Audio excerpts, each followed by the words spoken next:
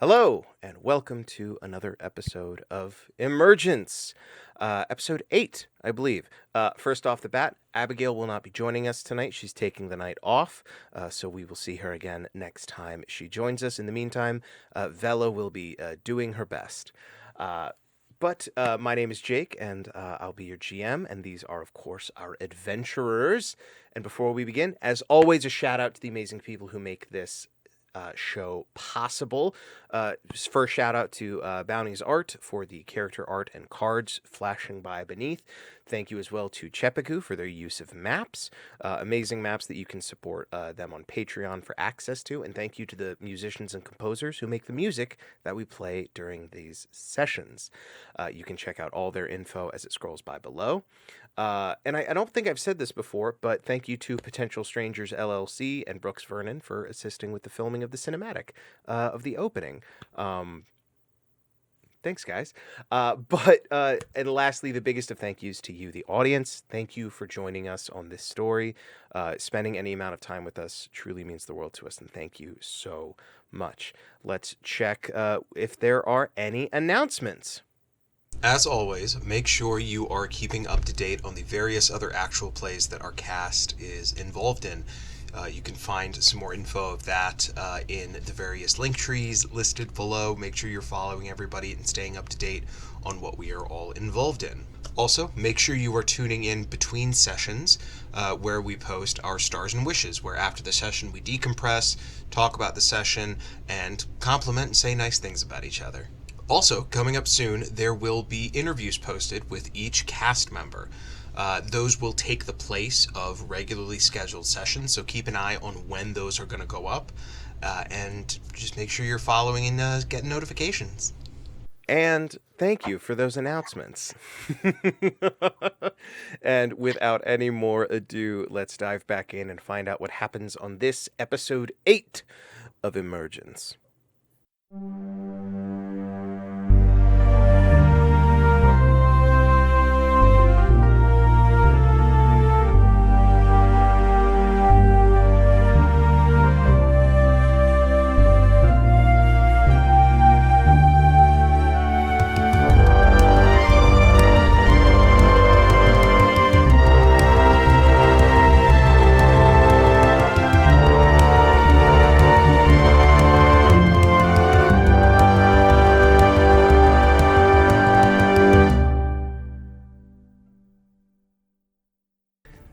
When last we left our adventurers, they had taken the night to recover after defeating the rest of the mercenaries and vengeful spirits that inhabited the tower ruins, and after our dear friend Agnew had revealed some secrets about his past.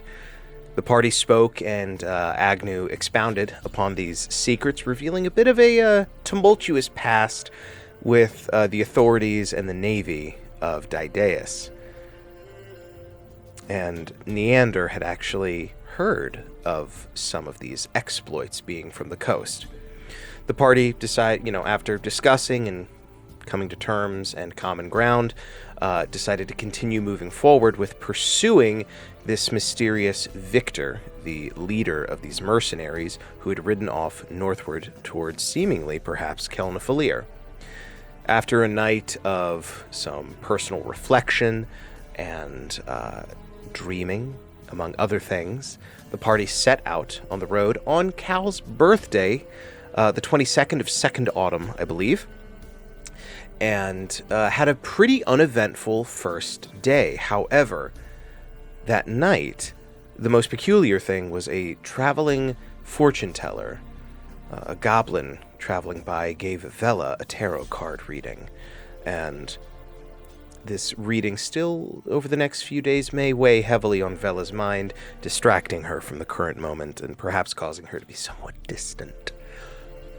But in the wee hours of the morning, just as the dark sky began to be tinted with purples and the oncoming dawn, Agnew and Neander, who I believe had taken final watch, were alerted to the presence of two large humanoid figures descending from the mountainous wall down to the road. These figures did not get close enough to get the full jump on the party, but definitely are now perhaps closer than would be advisable, having made it that far before being noticed. These two kind of dark silhouettes, pretty obscured in the dim light and the shadows. One of them seemed a little frustrated with the other as they called out to you in a voice that is not shouting, but a firm voice, not loud enough to wake up the rest of the party yet. So one of these figures, actually they had a brief exchange in a language that neither Neander nor Agnew understand, and one of them called out in common down the ways, about 60 feet away from you guys they are, as they simply call out to you, "Stand and deliver." in a firm voice, but certainly not a shout enough to rouse the rest of the party just yet. But they are armed, you see.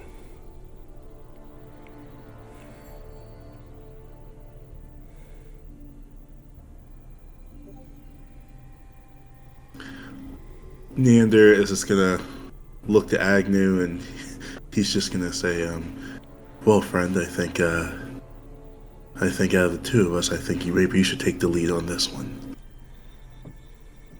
They are armed." Agnew just looks back at Neander. The lead. And Neander's like, yeah. You're a big and mighty raven, right? You could lead the charge on this one. Not actually charging. No. But just you have more battle experience between the two of us. Agnew just kind of rubs his hand. Let's see if we can talk our way out this one. Right. I'm a little small.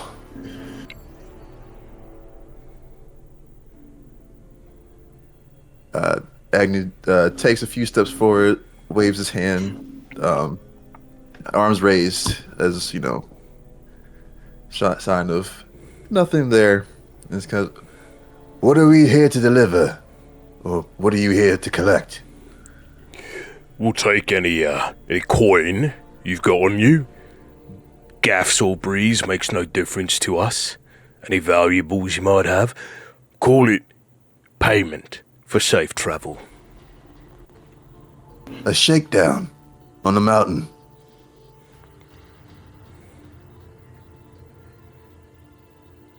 It's not very kind of you, charging us in the middle of the night. How we know we're protected or safe? You see a kind of a glint off of this humanoid's teeth as they crack a smile, and they say, You'll know you're protected because we won't split your skulls open, and maybe we'll pass on a good word down the way. Keep you out of trouble. While they're talking, can Neander look from that distance, can he ascertain how well kept their armor and weapons are? Yeah, give me a wisdom perception check. Well, actually, we're gonna call this an intelligence perception check, as you're doing kind of also a bit of a tactical assessment here. Intelligence perception. That's great. That's a 3. 3. Yay. Even in your with your dark vision, you're seeing in shades of gray. The shadows are very muddled. You do see. It looks like each of them are holding an axe that looks to be made out of chiseled and chipped slated stone, almost like obsidian in that kind of traditional craftsman sense. Beyond that, though, you can't really get a good assessment on the quality of their gear.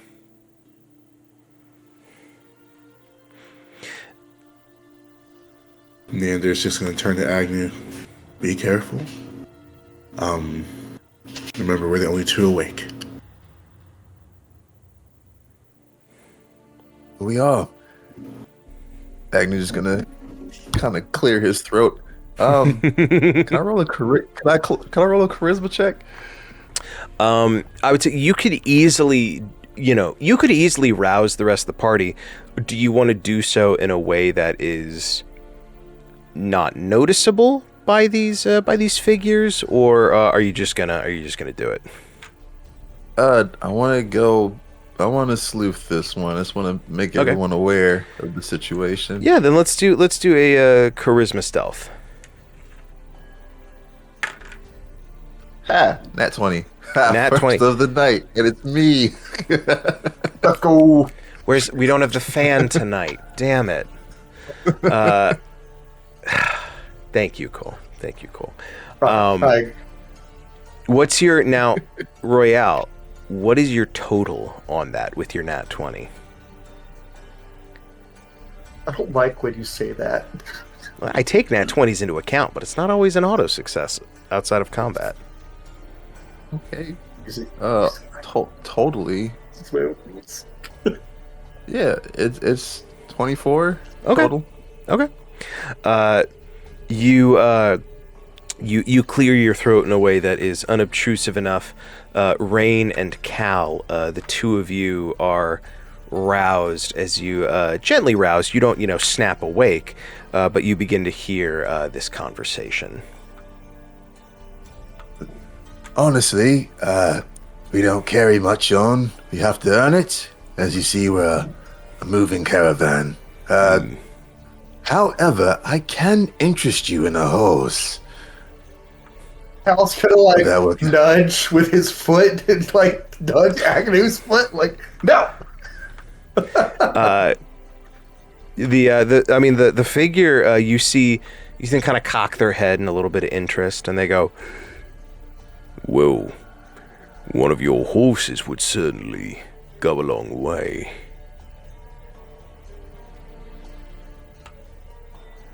Which horse are you willing to part with, then? They both look in fit condition. Agnew kind of hesitates. They are show horses. They're not quite, food quality. You're just making the assumption that we're going to eat the horses. You said fit, and you smirked. It's kind of off-putting. And it's night. It seems like a you issue, mate. You're scaring us. Oh, me. I'm us. Good. That's the intent. So, the horse would certainly pay your way, I'd say. Neander's he's gonna say, well, if you guys want to see the horses, why don't you guys just come on down? We'll give you a nice tour of both horses. They chuckle. We weren't born yesterday, lad. Unhitch your horses. Bring them, say, about 50 feet down the way. We'll examine them there. We're not going to walk right into your camp. Neander's gonna say, well, it's just that if you really want if these horses are fit in your eyes, why not just meet us halfway? We'll meet you. How about this? 20. We'll go 25 feet. You guys come down another 25 feet. You said 50. I would like you to make a charisma persuasion check. That's. What is that? Where are you at? Yeah, that is a 15. 15. They chuckle at you, and they say, with all due respect, you're not exactly in the negotiating position, unless you want to add more to the pot. and they begin kind of in an arc down the side of the ravine. They kind of make their way down very, very skillfully. They're not stumbling or staggering over the rock. This is a practiced ease, which they're like descending this slope, and they end up on the road about 50 feet up the road from you guys as they stand there looking somewhat expectant. And he says, You can bring Bring both of them up here, and we'll examine and take our pick. Don't want you trying to give us the sicklier of the two.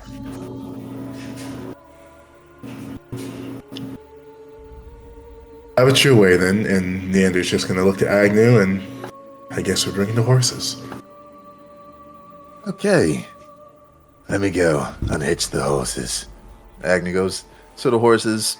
Obviously, they're reluctant to move, but ushers them over.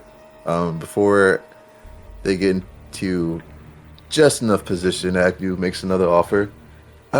Since we are light on funds, and information is the greatest source, would you be willing to take said information free of charge?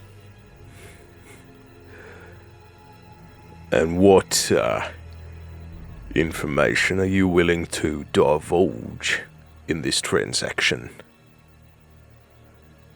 Well, back in the direction we came from, there was a bunch of raiders who have recently cleared out and left all their booze out in the open. We didn't have enough pocket for the coin. Didn't think we needed it since we were going to town anyway. Unfortunate for our situation right now. But, yeah, should still be all there, untouched. We just rode through. You talking about the, those ruins down the way? That we are. All them workers and, mercenaries clear out of there? That they did. The people went home. Or, I guess they went home. It looked like they were going home. I can't say for certain. But the mercenaries dead and cleared.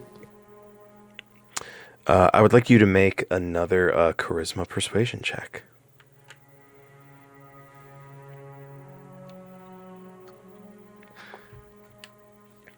18. 18. You guys are rolling very well on these. They look and they say, Well, now that is a fine piece of information, isn't it? Tell you what. You give us one of the horses. And then if we check out those ruins and they turn out to be a worthy investment, we'll pass the word up along the road for, so we'd probably be able to send word up maybe 75 miles or so. We've got a word around this terrain. And we'll let people know to give you a little bit of space. Lovely. Speaking of horses, how's this one look to you? And he's like, kind of like showcasing. are you, do you bring the horse, are you, like, throughout this process, were you walking the horses over to them? I'm purposely leaving kelp, because I like kelp. Okay. You're bringing ice over. Yes. Okay. Fortunately timed name before real life things happened. Okay. They're gonna make a reassessment here. I'm gonna call this. They're gonna make a wisdom animal handling check, which they're not proficient in. That is cocked. Okay. They look ice over.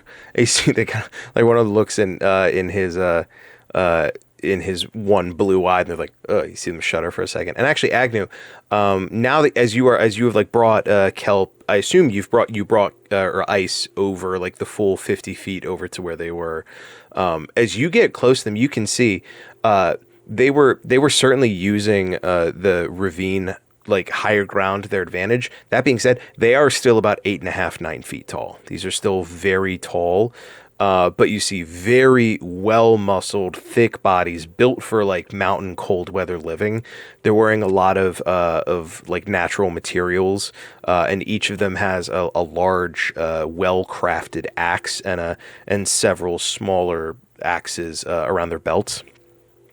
And the one who hasn't spoken common at this point is kind of going over Ice. You see him pick up Ice's hooves, look in, make sure his feet are in good condition. This is someone who knows something about animals.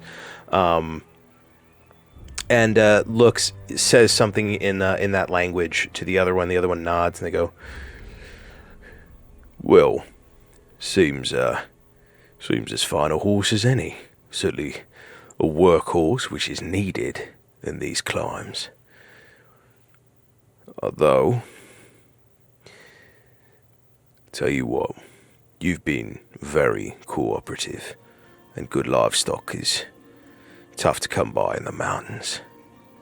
Plus, you've alerted us to a possible, call it an investment down the road." Am I cutting out again? Damn. I didn't catch any of that. Sorry. I wonder... Hang on. Let me pause. We'll see. I'll see if I remember to cut that out. Let me see if my, noise suppression, because I think I reset some things.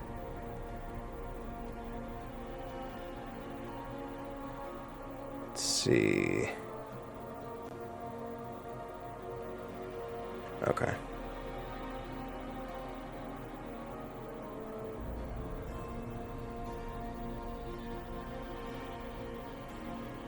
One, two, 1, 2. Let me know if it sounds crazy bad or anything for you guys as I'm adjusting settings. Is that changing anything? Sounds good. Sounds fine for now. Okay. I'm just gonna crank that real quick. Nope, yeah. maybe not. Oh, damn it. Disappeared completely. I love that. Oh, now there you go. Yeah, I know. I think honestly, I think it might be a cable issue, because my chair has been bumping. My new chair has been bumping things a lot lately. So I think it might just be time for me to invest in some better quality audio cables. We'll see. Is that staying in at all? Yeah, it's maintaining. Okay. The tricky thing is, it's cutting out for you guys. It's not cutting out on my end. Okay, well. because I'm recording my audio separately. So it's tricky, but that's okay. I will rewind I'll rewind a little bit and just go from there. So there we go. Thank you guys. And I'll try to keep my eyes out because I did not notice you guys telling me. Okay. So the other humanoid, large humanoid, has looked Ice over and given him a positive assessment. And the other one looks at you and says in common, let me get closer to the mic for this as well, because this is a tricky voice to do loudly. That's as high as that goes. Never mind. I'll lean into it. And he just says, "Well, this is certainly a fine horse. Bit difficult to come by in these mountains. A valuable sum. I think that combined with the information you've given of this potential, let's call it an investment, back down the road, I think we can send positive word of you up through at least the territory that our people travel through. Should give you a little bit of safety going up. You've been very cooperative." It's appreciated. They are going to with no more, they take the lead, like the halter of Ice, and Ice is a working horse, no stranger to these mountainous roads, and so they, picking a careful route up the side of the ravine, they walk Ice up and over. These are people who are experienced with moving animals through this terrain. You imagine up on the ravine, they probably have like a game trail or something. You imagine these guys probably up on top of the ravine have something like a game trail. I see my green thing flickering as I'm talking, and I don't like that. It might be a Discord thing. Like, you might just check what mic you have as the default on Discord. I checked that. Let me. You know what? I'm gonna restart Discord real quick and just see if that helps. So, one more. Be right back.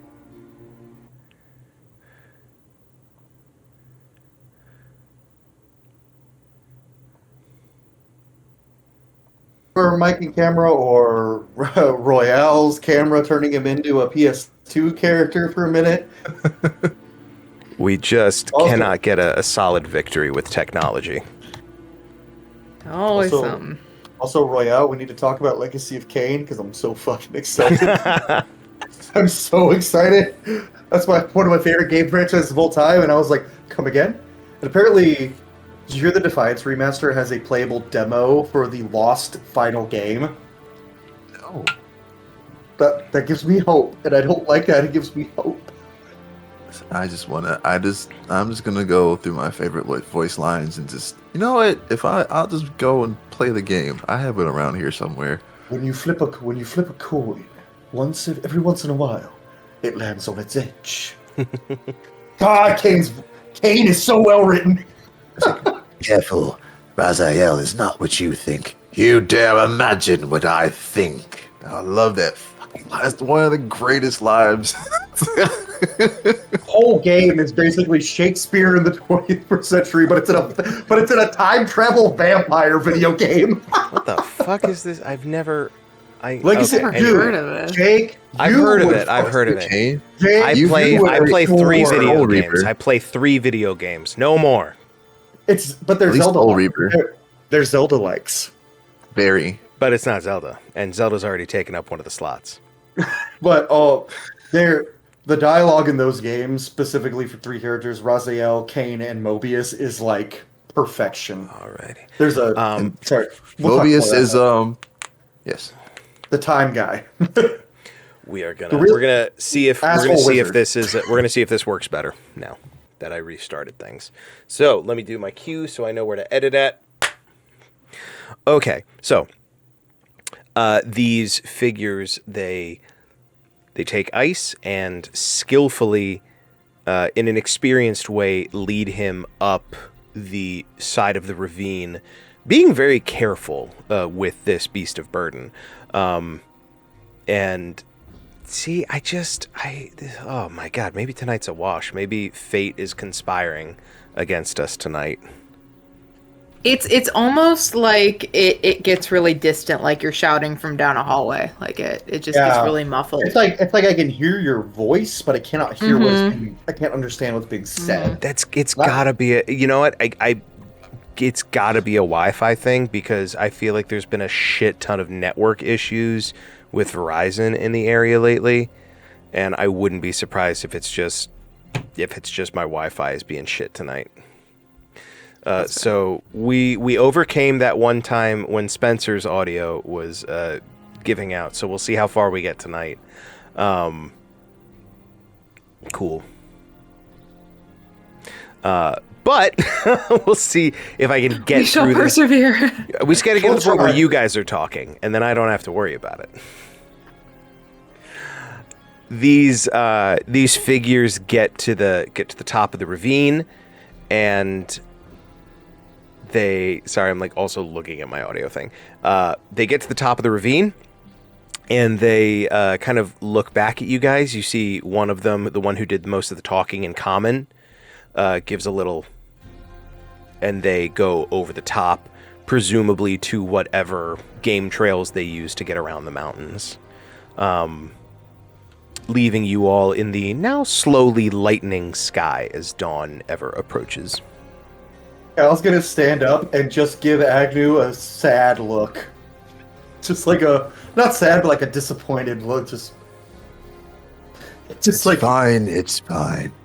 Agnew's gonna kind of slap a Cal on the shoulder. Ice walks away from camp regularly. He will be back, I promise you. I've been meaning to talk about that. I feel like I don't know why, but recently I felt like I really need to change his name. I don't know why, but so I think when we get him back, I'm gonna think of a new name until when he comes back. That's fair. Yeah. He's still yours. Yeah. Hey, did anyone else notice they had really nice axes? Because I want to get one of those. I noticed something about. I noticed they were holding weapons, but I just couldn't piece together the quality. Quite frankly, I will say, point of order. Cal did not see what type of weapons they had. Agnew, My bad.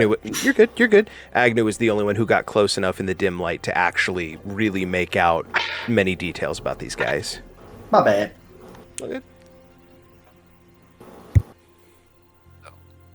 We'll reconvene that conversation. Agnew kind of looks at Cole. Not Cole, Cal. Cal looks at Cal. Oh, you would have really appreciated their weaponry. Nice axes. Not the best quality, but nice polished details. Don't know if they know how to use them, though. They look more hungry than anything. Well, I guess it's good we got out of a situation without having to fight for once.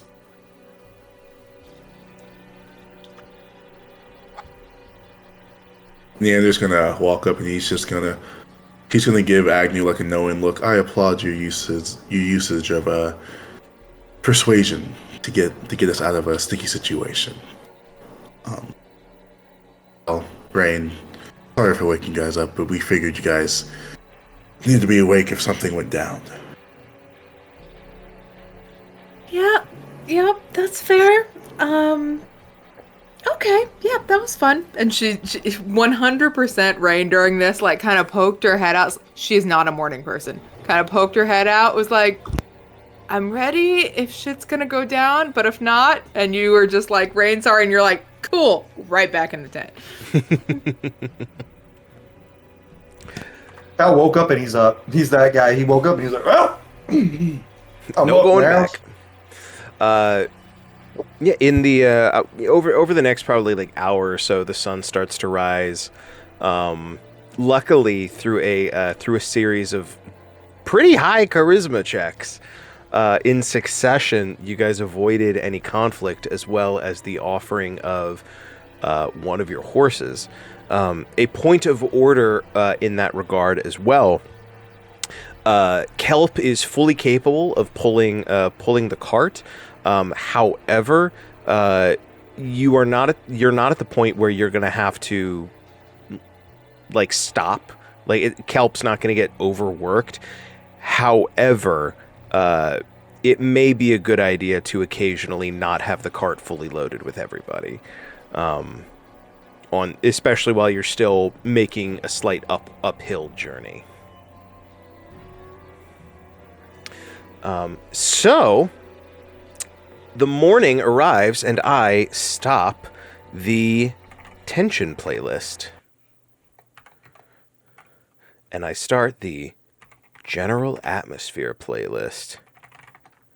So you were prepared Yeah. for shit to go down. Yeah, of course. I got stat blocks up here. He's like, well, Cal may just swing an axe, so let's be ready. I know Cole. Oh, I put one too many spaces in that command. Restraint. Cal's learning it. There we go. So, over the course of the morning, you guys make proper camp. Vela still seems a little, a little reflective on the tarot reading that Nafak gave her last night. And as you guys are getting over, she just goes, "Sorry, guys, I'm just a little distracted right now." So, Vela will be pondering that for the time being.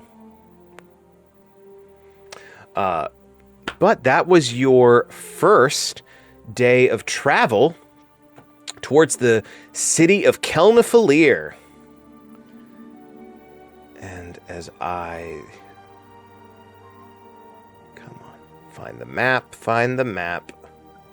If we can, like, as we're traveling, Cal is gonna, like, go up to Neander and just be like, hey, so you seemed real stressed out yesterday after Agnew told us all way more than I thought he would, to be honest, but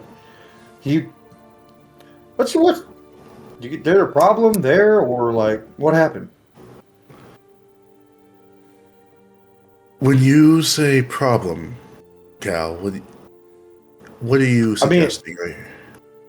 I mean, Between you seemed real. Agnew and myself, or the information he provided, and what I know. Yeah. Yes. Okay. Cal, how well, and I don't mean this in any condescending way, but how well educated are you? Well, I was homeschooled. Ma made sure I learned as much as I could. She had a lot of history books, and she made sure we had a big map in the living room, and Mom made sure to point out where all the big fancy pantses lived, where the king and all that. Well, not necessarily the king, but like where all the really, really high ranking people live. And I paid attention sometimes.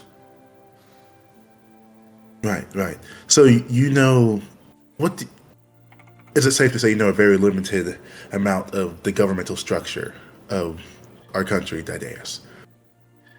Yeah. It's okay. Let me put this in terms you may understand. Your family. Cal's gonna lean forward, put his hands like this, and just be like, because he knows you didn't mean anything by it. He's like, I can't wait to see how you phrase this. Your family owns a farm, and you guys have livestock. You guys have farmland. You guys bring in the harvest, etc. Right? There is an order to things. Yes. Yeah. Your family would be everyone in your family has, in a sense, a station within the family, right? And each of you have a role to play. Yes? Let's just say those big families that your mother told you about and where the major families live, each of those are kind of like your family members. Each of them have a part to play within the larger farm of Didaeus. And each region of Didaeus is good for something. Maybe they are equated to sheep, maybe to wheat, etc. And they bring in the harvest and they make our country better. Each maybe in the sheep there's probably like a head livestock, right? That's a major family.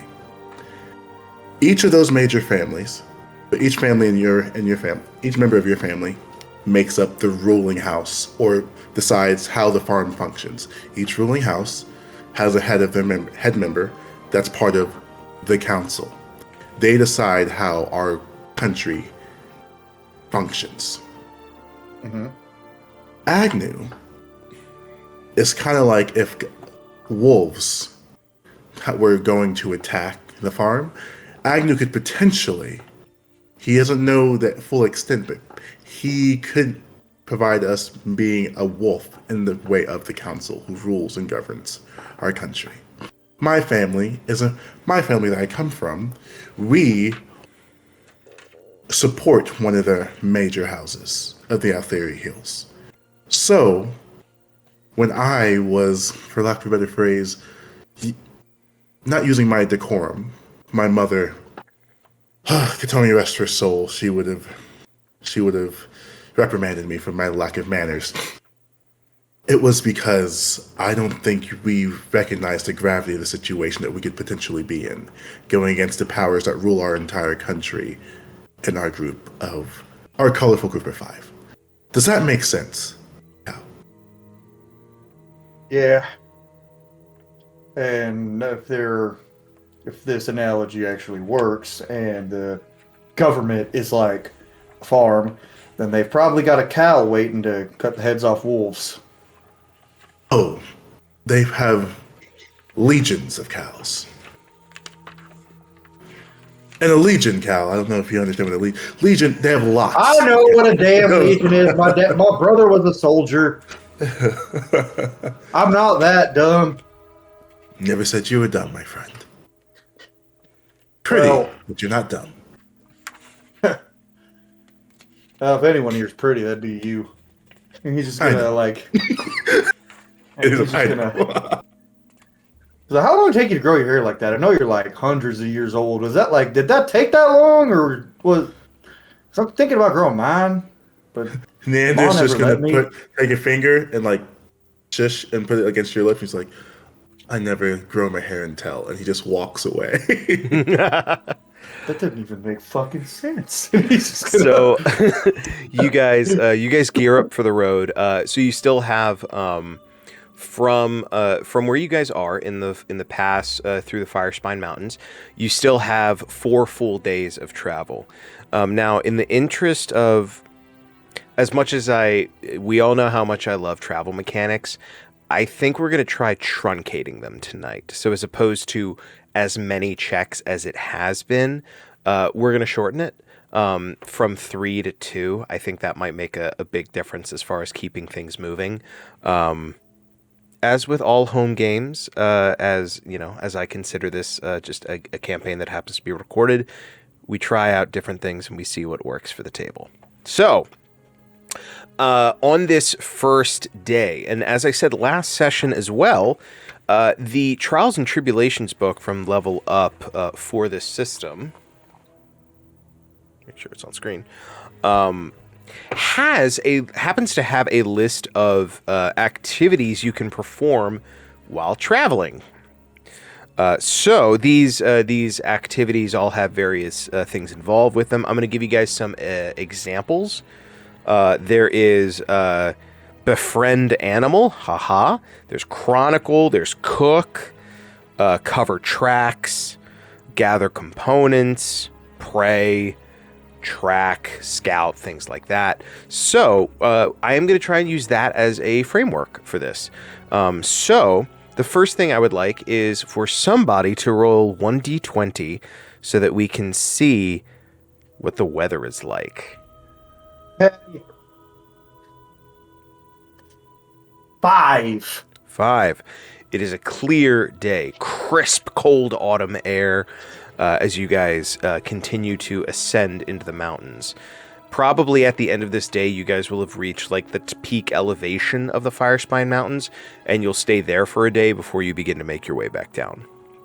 I was just gonna say, as we're going up, and he's starting to get cold now, even though he's used to go. He's like, I don't know why the fuck they're called the Firespine Mountains and shit's so fucking cold. He's just getting agitated the more cold he's getting. Just like, damn. Neander is jotting down his notebook, and he hears this. He's like, "There's still a mountain, Calivor. There's still altitude." As he's just jotting down his notebook. Say it, it's a dumb name for cold mountains. The low grade condescension is giving everything tonight. I love it. Props to any audience member who remembers the lore drop as to why the Firespine Mountains are called the Firespine Mountains. Because I did say it. So... I know you did. Cal's just bitching. Who? Oh, trust me, I understand. I'm from Maryland. Constantly complaining about this goddamn state. So, who would like to roll a check for the first half of this day of travel, and what would you like to do? I'll volunteer. Okay.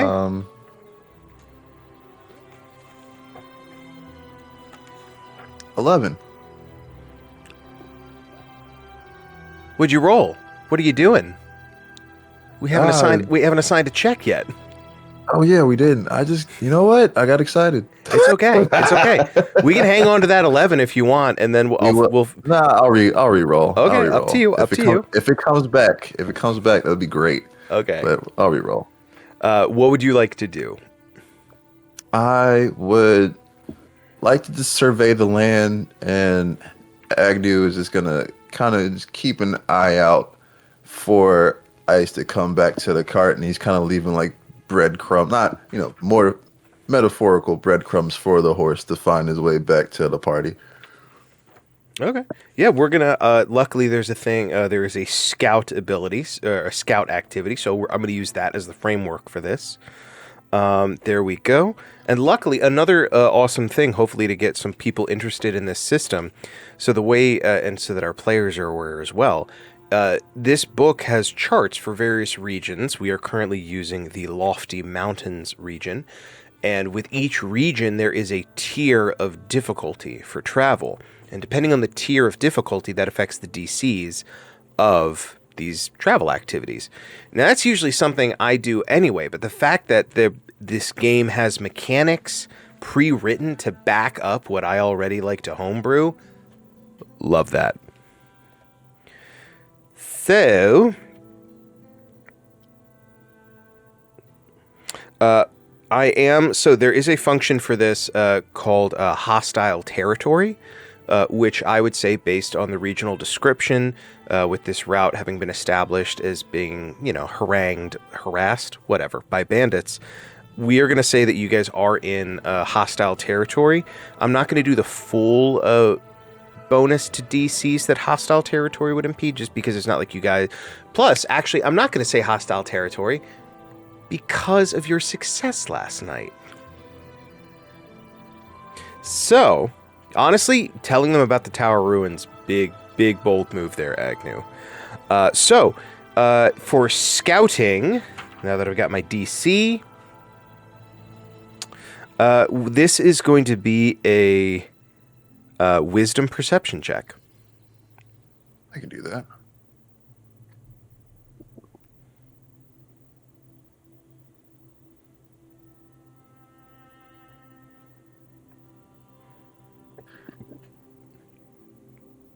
It's a 9, but I get that. I got a +4, so it puts me back at it. So that's a 13 total? Yes. Unfortunately, the DC for this region is currently 14. Wow. I'm very sorry. But luckily, there is nothing detrimental happens. However, you don't glean any valuable information about the region or the surroundings during this first half of the day. You guys stop for lunch, and for the second half of the day, would anybody like to make a check for that? Yeah, okay. I think Neander, he's gonna stick with what he knows. He's just gonna continue trying to tell everyone about Kelnifalier. Just as they're getting closer and closer, he's just gonna start telling about what he knows. Cool. What's the check? Sorry. Yeah, I appreciate it. It's okay.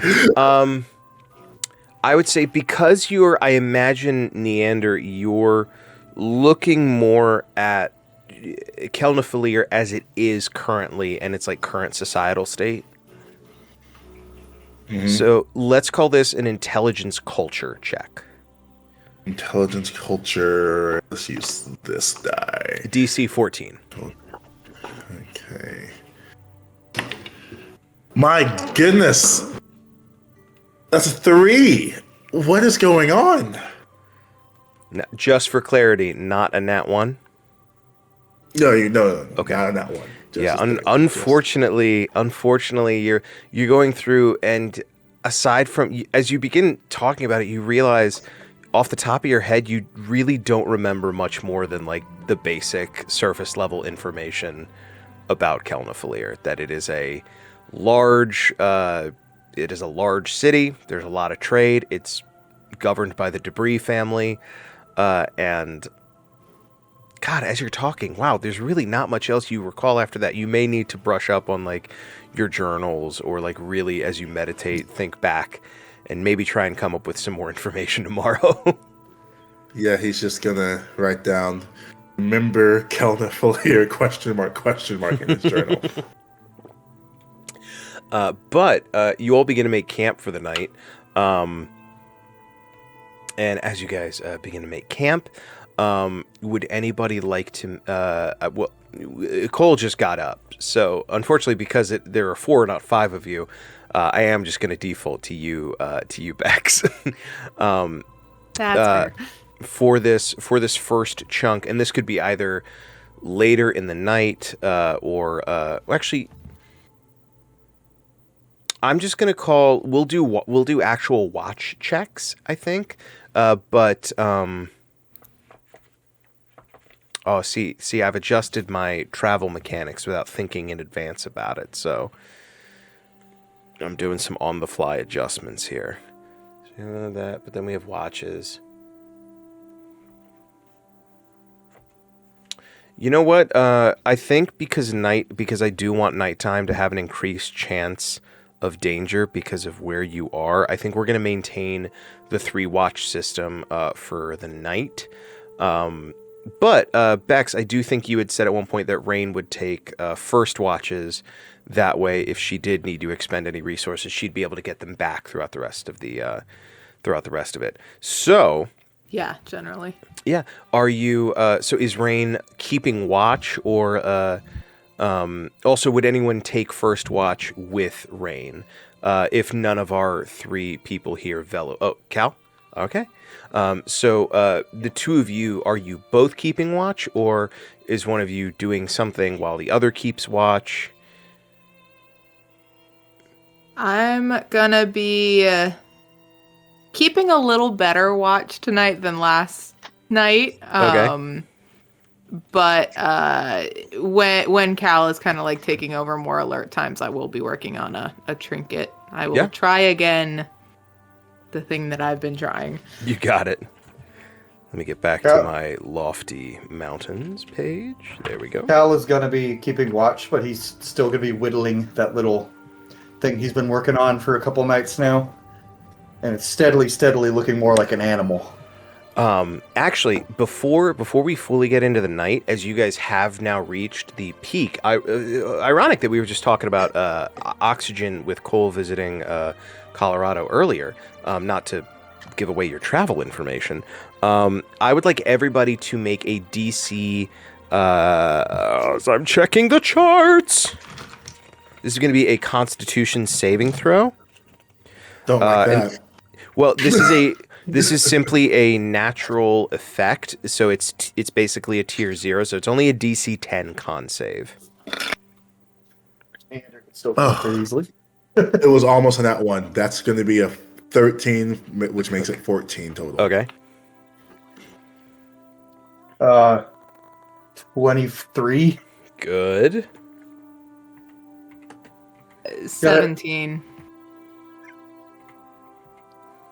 I have good con. 14. There you go. So, you guys all successfully avoid feeling any detrimental effects from the altitude, but all of you can feel the air is very thin up here. All of you are really having to adjust to it. You imagine over the next couple of days as you're up here, things might get a little dicey if you're not careful, given that none of you are from a high altitude area. So, going back into it with Cal and Rain, if you're both keeping watch, which I think you guys said you're both keeping watch, either both of you can give me wisdom perception checks, or one of you can give me a wisdom perception check with advantage. I think we're both pretty good at wisdom, so I think we could both just roll. Okay. Then Yeah, we're both good. Then both of you give me a DC 14 perception check, wisdom perception. Ooh, 14. I hope you did well. 14. Okay. Bex, did you roll in that one? Because that is important with this situation. Yes. Okay. Damn it, Hex. Well, since you rolled I couldn't in understand that what that ooh was. I thought it was excitement, but no, it wasn't. That's what I thought first. No. I knew Not exactly excitement. what that ooh was, and I was like, hey. It's a bad ooh. I Bex. told you I was going to be the one to screw it up. Don't stop jinxing yourself. It happens. However, I would like you to roll a D100 for me, if you please. What if I just don't? Then I'll roll it. No! hang on. The rule of no. The rule of no. See, now Jake We'll go back to old school D&D where I roll everything for you guys. No, That's an 81. 81. now you roll high. Interesting. Conservation of greatness. I don't know what to tell you. Or conservation of suckage. I don't know. Either way. Okay. That sounds like the name of a... Oh, that is the wrong... There we go. Come on. I don't want the class. I want the creature. That'll do.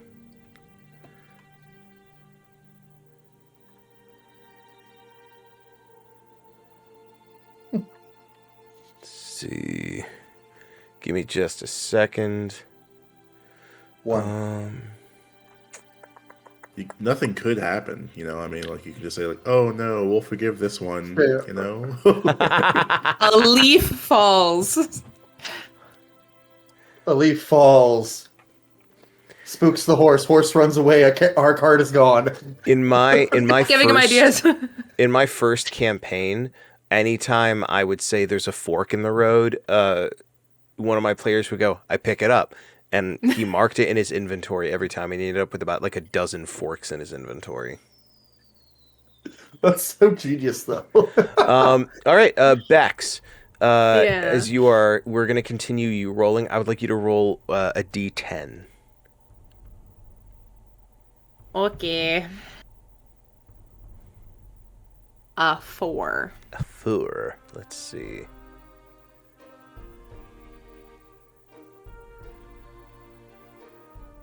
See. 4 leaves fall. Just we'll say this is like not too long into the night. Cal, you notice first. You hear in the distance, like the sound of feet. The sound of travel on the road coming from the north. And then you just kind of, I'm going to back away from the mic to do this, but you just kind of hear in the distance just... I didn't hear anything. Oh, it Oh, didn't we come heard through. nothing. Well, the audience did. Here, I'll get closer. There it is. There's a squawking. It's a squawking. God damn it. It's squawking. You hear a light squawking coming up the road. We got a tap Rain on the shoulder. I hear feet and birds coming down the road. As he points it out, you hear it as well. Oh, okay. Even with a 1? Well, now it's been pointed out to you. Oh, okay. A moment later... Why is it always Cal and Rain that have the weird shit happen to them on watch? Coming around a bend up ahead, you see what would be darkened silhouettes, except for the fact that all 4 have like covered lanterns kind of on these like almost like fishing poles so that they're not just banging, clattering. You see these large like bigger, a good size bigger than an ostrich, but these large like flightless bird situations with these long beaks that come up. These are axe beaks. And on their backs, you see humanoid figures riding these things. Just... I want to ride my chocobo. And I was thinking chocobo. Kinda. But because there's one last thing that needs to be figured out. Bex, I'm going to have you once again roll a d6, if you please.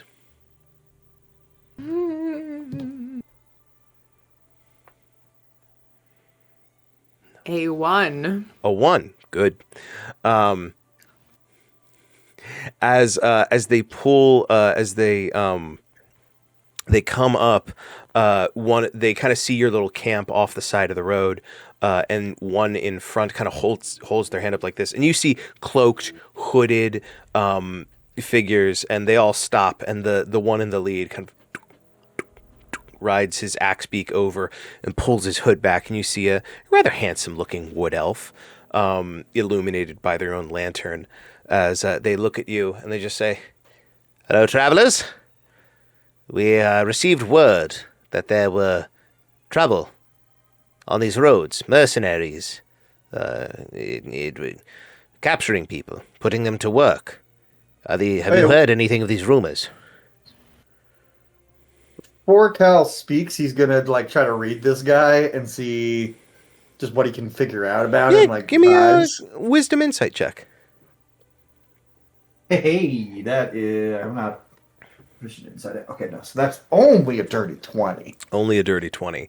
They seem on the up and up. All of them, their gear is worn but clean. And actually, you see you see it on him first, but then on the others as well.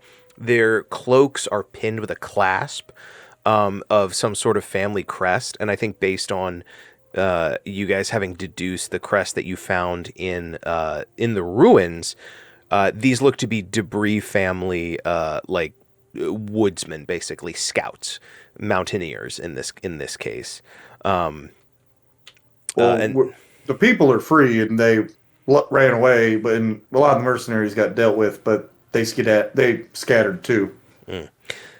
yes, that was we encountered on a patrol a traveling merchant who had explained the situation. He had said there were some locals who had defused and defeated these mercenaries. I take it to presume that was you all. Yeah. Well, your service is much appreciated. Me and my companions are going to scout these roads and ensure that there are no other ne'er-do-wells, and perhaps, if there is time, inspect these ruins, just to bring a full report back. Just be careful. There's a weird door at the bottom. What do you mean by this? Oh, I have no idea. It just looked like a weird door. Big door. Weird shapes. He looks from Cal to you, Rain, and he goes, "Do you have any other information on this weird door?" Are you talking about the one that was inside the ruin? Yeah. Right. Yes, there is a cursed tomb. Perhaps avoid it. Interesting. Thank you. That is most helpful information. Luckily, we are no strangers to the strange. But we will begin checking out the area, and we shall draw a full report for the debris family. You have our thanks. Now, we must be on our way. We must make swift travel.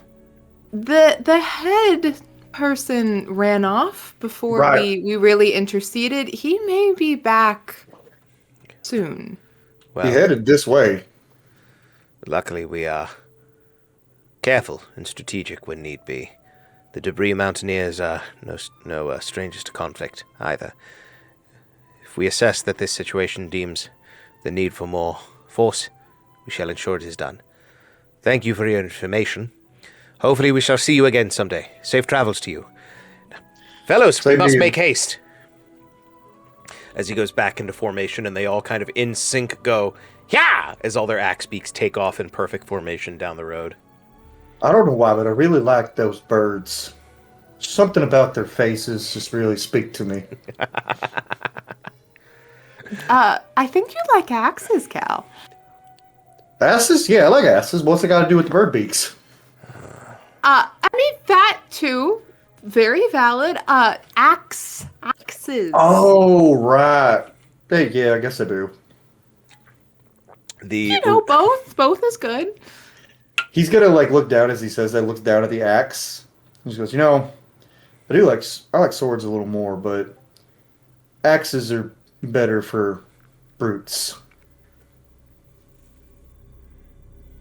Depending on who you ask. Yeah, generally. And he's just gonna look down and then just go, all right, anyway, sit back down and go back to whittling his little wooden thing he's making. It's slowly starting to look like a bear. Aw. Specifically, he's trying to recreate what he saw in that dream. He's trying to recreate that bear. The rest of your watch passes uneventfully. Who is taking second watch? I know Can Neander. I roll for a thing? Yes, you Attributing. absolutely one of your clerical infusions. What would you like to do? I'm gonna try to make the same thing that I was making last night, which would Okay. be a cure wounds one. So it's Yeah, you got a it. level 1. Let's see. It's engineering, right? I believe so. I'm pulling it up now. Yes, Have it this in my is notes. a wisdom engineering check. Okay. And this will be a DC 18 for this level 1 spell. Okay, that's pretty good. Let's see. 14 plus So that is a 20. Oh God, math tonight. 22. 21. Very, 21, very 22. good. One of those. You are able. You kind of feel the suffusion of spell energy into this trinket that you. Is it anything specific? It is mostly. It just kind of looks like a sphere, Yeah. but with gears, like just kind of. Yes. She wasn't going for anything in particular. Just kind like of a little- trying to make as even a thing as she could. It's the map from Treasure Planet. Yes, I'm with you. Yeah. Fantastic. Or a puzzle box. Well, I will not allow you to make the lament configuration yet. Yeah. But next watch, I know Neander is done with his meditation at this point. I think Vela took second watch with you the night before, so we can maintain that for now. Vela is just gonna assist you on your check. So am I rolling that with advantage? Yes. Double ones. Still a wisdom perception check, I'm assuming? Yes. Okay. Unless you feel Neander would be doing something specific that might alter that. No. Let's try it again. Oh, that's right. You have advantage. I was like, what do you mean try again? Yeah, that's great. That's gonna be 8 total. Okay. What? Just out of curiosity, what'd you roll on the die? And then a 2. Fascinating. I will say, given that things are generally more dangerous at nighttime, the critical failure range basically, I should have established this earlier, mea culpa, basically rises from a 1 to a 3. So if you roll a 1, 2, or a 3 on the die, my apologies. Could have happened. Actually, I will remind you, Spencer, because I was not joking. You do have inspiration. If you would like to cash it. Oh, I forgot about that. Yeah, we're cashing that in. Okay. Why did the bad things keep happening on Neander's watch? The weird thing happens to Cal. He's been taking 2 watches. Statistically, it just makes it more likely. Cal and Rangers So get the do I weird get- shit. Can I re-roll the advantage advantage on inspiration No, too? you just Or get a another roll? reroll. Okay. Yeah. Well, then that's great, man. That's even worse. That's a 7. But did you roll a 1, 2, or 3? No, it was a 6. Okay, cool. Then you're safe. You're safe. You I'm getting out a new die. I'm just getting out new dice. It's fine. Nothing happens on your watch, but I think towards the end of your watch, you kind of realize that, almost like you realize you were zoned out. And I'm very curious, what might be on Neander's mind that would cause him to lose focus for his watch? I think as of right now, based on what's happened in the day, he's just trying to figure out why he can't remember stuff about Kelnefilier. That's really what his mind. Like, he's looking at that sentence where he says Kelnefilier ? He's trying to, why can't I remember? I'm well educated. I'm 250 years old. Why am I not remembering? Like, he's just zoning out. Like, that's his thing. Unfortunately, it happens. It does happen sometimes. Vela goes to sleep for her watch. I believe Neander, having already completed your long rest, you stay up. Bringing us now to Agnew. Are both of you keeping watch, or is one of you assisting the other, or is one of you engaging in another activity? I mean, Neander would still keep watch. I think he'd realize he really wasn't helpful during his watch, and so he's gonna he'll keep watch with Agnew.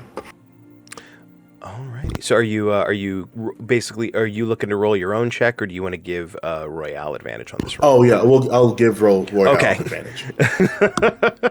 Spencer's like, don't make me roll again. So Royale, in that case for Agnew, go ahead and give me a wisdom perception check. Okay. with advantage.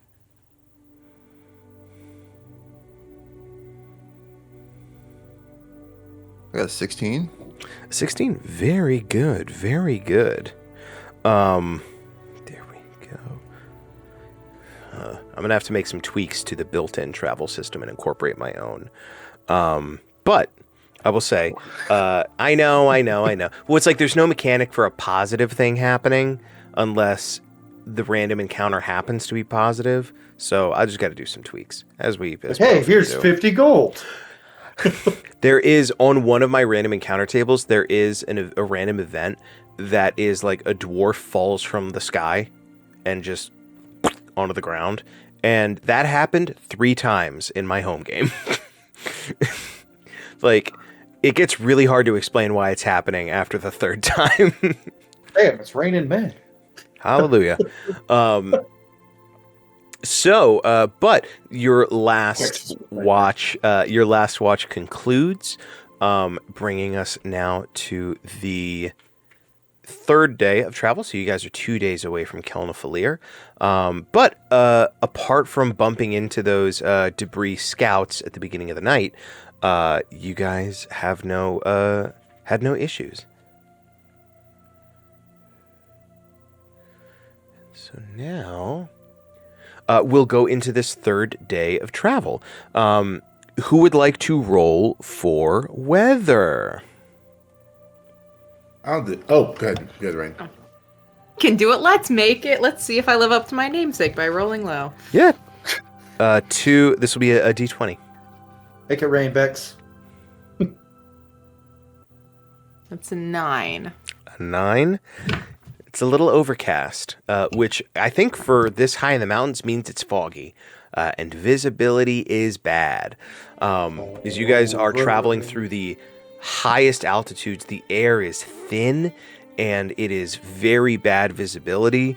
The vibes, trash. Damn, these misty mountains be cold. And you have to... Neander actively has his cloak, his family cloak, wrapped around him now. Cal's gonna take out his pelt and he's gonna look around and see everyone else is way more cold than him and just put it around Rain's shoulders. The assumption would be everybody has a cloak of some kind. Yeah, Cal doesn't think he needs his, so he's just gonna give it to Rain. Now, Cole. You don't have to give me your quote. It's fine. I'm gonna be okay. I got fur built into this thing, so I'll be okay. But you can, I mean, I know you're not used to this kind of cold, so I figured help you out a little. Now, Cole, I must. Oh. No, go on. I must ask you a question because I'm only assuming based on Cal's art. Though Cal is certainly from the foothills of the mountains, this is vastly different. I'll make a con save if I have to. He's trying to tough it out. Well, you're going to make a con save, but your con save versus the fatigue for this altitude, if you are not properly equipped, you will be making it with disadvantage. But at the cost, I'll say because you are giving Rain your cloak, Rain will make hers with advantage, which I know is only going to make you want to do it even more. Yep. Cal, we could, I can just sit near you. Or, I'll take a corner. You don't have to give me your whole cloak. Big cloak. I mean, why don't you can still sit by me, and that way you can keep warmer, but I still keep the cloak. For now, at least. I'll let you know if I need it. She'll put it on, but she'll, try to at least, throw one... she'll keep bundled on this left side, but, throw the other side as much over him as she can. Jake, would you allow me to do something that might help or may help them out? So absolutely, hit me with it. Can I use prestidigitation? I think I'm trying to think. Is it just one? Yeah, it's one of the following. So I can do 3 effects at one time. Okay, cool. Cal's fur is gonna he's gonna warm it up, and then Neander's fur is gonna be warm. Around his shoulders, and then I'm just gonna roll a random d4 to see who else gets it. Okay, so that's gonna be Agnew, non-living material, a cubic foot or less for an hour. It's just gonna be warmer. Yeah. And yeah, I will it's a say, cantrip. I will say with that, you know what? I'm gonna say for this will be the first check of the day. In the benefit, I'll say if you beat that DC 14 for the environment, you will grant everybody who is warmed an expertise die, a D4 on that con save, in addition to whatever bonus you guys may have. So do you want me to make an Arcana check? Yes, let's we'll do a spell casting Arcana check, which for you I think will be your Charisma and Arcana. Yes. I think it's pretty good for you. Yes. Okay. I like getting creative with the spells. I'm all here for it. Oh, that's awesome. That's going to be a dirty 20. Fantastic. Yeah, you guys know, like, through the kind of the supernatural warmth that Neander is providing, you guys find a lot more comfort on this first chunk of the day, kind of moving through the fog. Who would like to make a check for the second half of the day? Any particular activities anybody would like to engage in? Also, just Jake, I know it lasts for an hour, so I'll just say Neander's just going to be focusing on that every hour. Yeah. Yes, I'm with you. Yeah, who would like to do something for the second half of the day?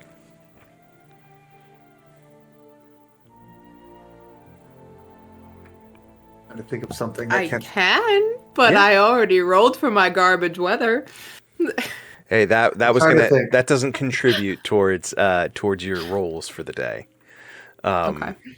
Yeah, I mean, take a look at your guys' skills. If you have any proficiencies you think you might want to use in this scenario, to set the scene a little more for you guys. You're no longer going at an uphill climb. You are kind of steadily moving through this well-traveled road through the tops of these mountains. Cole, I see you thinking. What's going on in the noodle? No, I just need to point something out. Whenever Neander was giving Cal that history lesson, Cal's proficient in history. Well, yeah, I think perhaps through that conversation, Neander, you realized that, like, when Cal said his mom had history books, he meant it.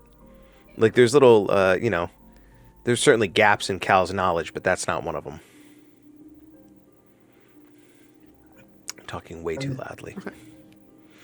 I'm trying to see if there's anything, because most of my checks are like athletics. My proficiency is like athletics, history. Let's use this as a moment of being creative. Do you think, is there a situation that might arise that you think, you would be feasible for Cal to use his athletics? And remember, your proficiencies don't have to marry to the ability that it normally would. It could, it's perfectly possible for Cal to roll like a wisdom athletics. If there's, feel free to like mix and match, and like, what's a situation where that skill proficiency might assist with using that ability score.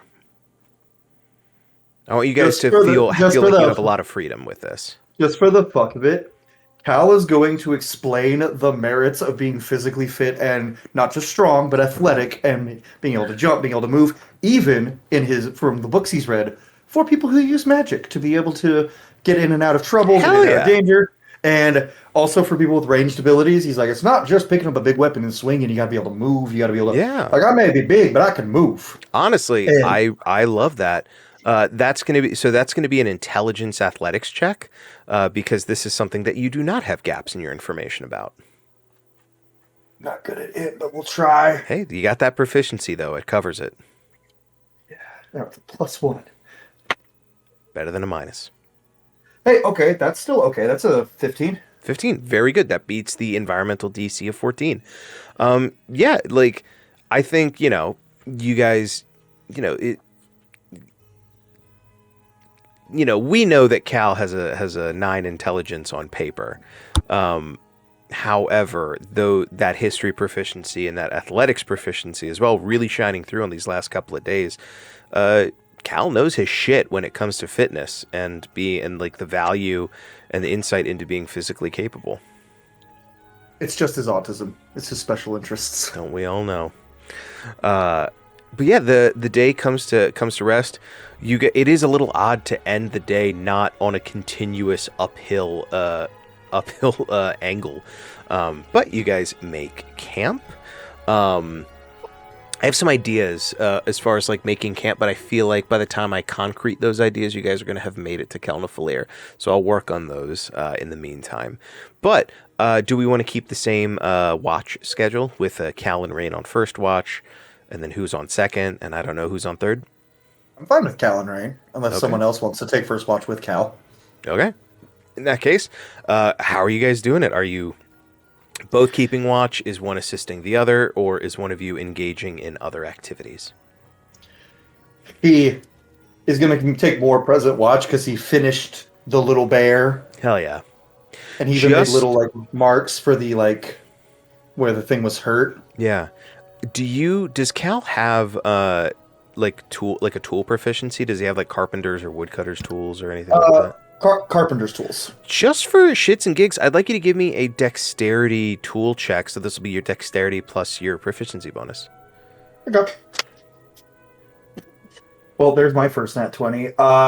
26. Very good. It's really fucking good. You spent a lot of time on this. You really took your time and took care with those details, and it paid off.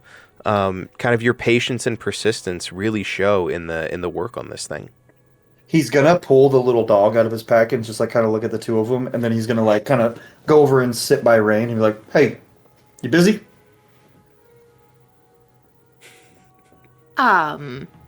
You just see her with like gear spread out. Well- What you got?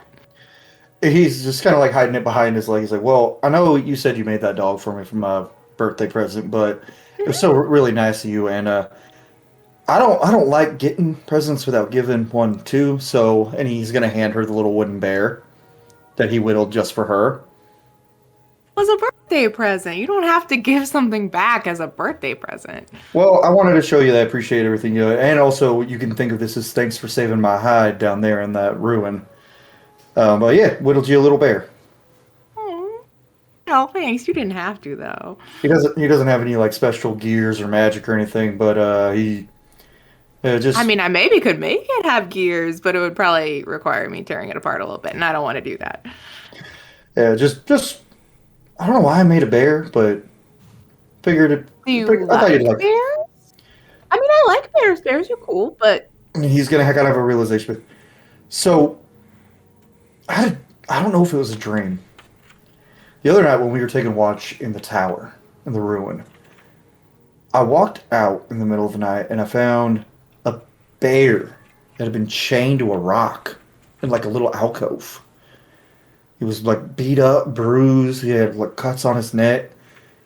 Well, I didn't get to. I let it go. It could have tore me apart. It could have ripped me to pieces, but it just went off.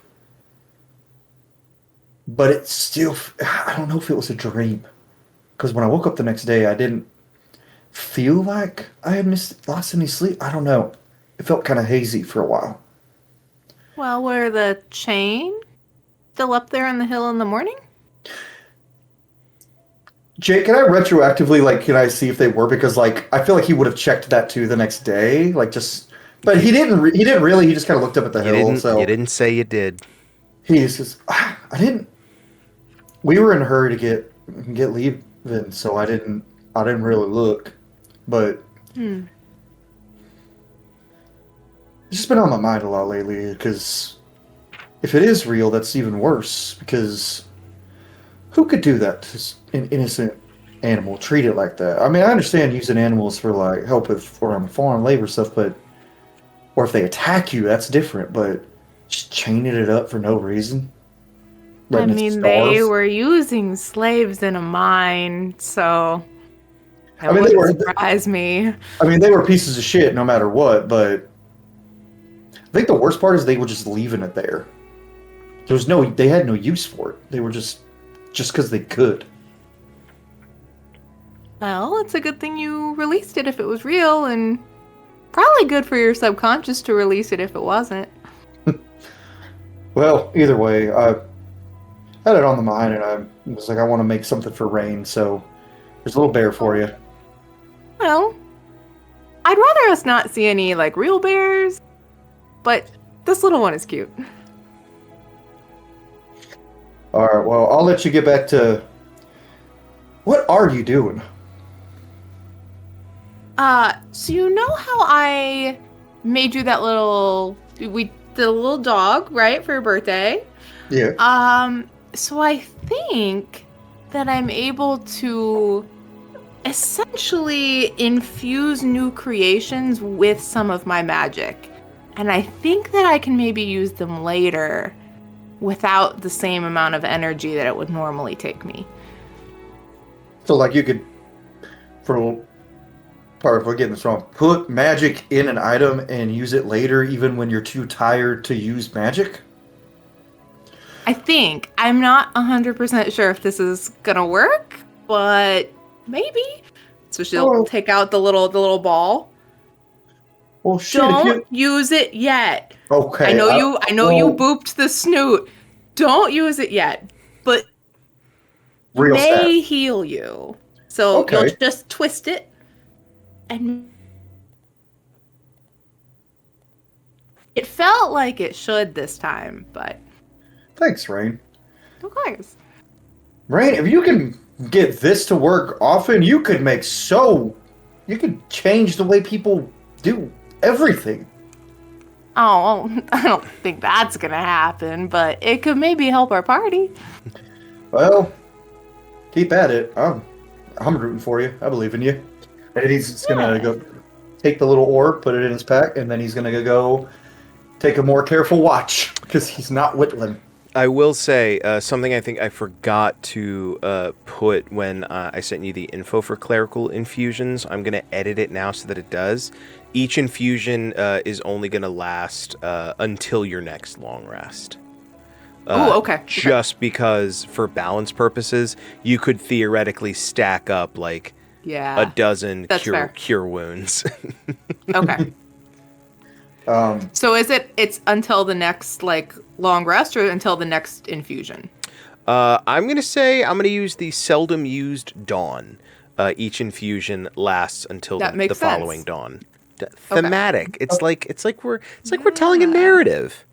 Okay. Give me a second to edit that info. Wisdom perception? Yes, please. Rain, are you also doing, or are you just... Yeah. Okay. So if it's the following dawn, can I theoretically have then two at the same time? I'll say yes. There is a window at nighttime that you can have two active. Okay. I'll let you game the system a little bit on that one. 21. Very good. To 12. 12. There we go. Let me get back to the server. There we go. So with a 21 and a 12, as you guys keep watch throughout the night, it is an uneventful watch. As you guys feel pretty on and focused. Something I did forget to do that I will not have affect the rolls you guys just did. I need everybody to please make a DC 14 this time Constitution saving throw. Am I still at disadvantage? Yes, but you do have a D4 from Neander's help, and Rain, you have advantage from Cal letting him use his cloak. Just for a reminder, it's me, Cal, and Agnew that all have the warmth and presentation, so we should all get expertise die, right? Yep, okay. That's not great. That's awful. That's so bad. You said... Oh, Jake's frozen. I know, you guys just froze for me too. It's definitely Wi-Fi issues on my end. Okay, there we go. Which is funny because the audience is not getting any of that. There, I'm crystal clear for the audience. This is the important part. Did you say the DC was 12? 14. Okay, because without the D4, I would have gotten a 12. With the D4, I got a 16. There you go. So... thank you. Thanks, Neander. Did anybody get below a 14? Neander's not doing great in this climate. The air is so thin. The air is so thin. He's used to comforts and downs and silk sheets. That was a total with both die a a 5. Oh, buddy. Total. Oh, that's rough. Not in that one. You officially have 1 level of fatigue. You cannot sprint or dash. Your lungs are... He's not doing that anyway. Yeah, your lungs are feeling it. Would have been bad if it had been me, but for Neander, he's like... So, this being the first time that fatigue has come up, there's another tracked condition called strife. You guys aren't in a condition to acquire strife at this point. You'd have to be going through, like, a cursed area for that. Strife is almost like corruption points. So fatigue is basically level up A5E's exhaustion. I just realized you could kind of do level up A5E as like Laufey, if you get weird with it. Anyway, that's neither here nor there. But enough about that. So the way you get rid of fatigue is you finish a long rest at a haven. And a haven, I'm going to refresh my memory so I don't give you guys the wrong information. Come on, there we go. There we go. A haven is a place to get a meal and a full night's sleep without the reasonable risk of attack or harm from the elements. So basically, a town, an inn, a village, anywhere that is like a safe resting spot would be considered a haven. So basically, any fatigue you guys acquire on this journey, you are not going to be able to get rid of until you rest in a haven.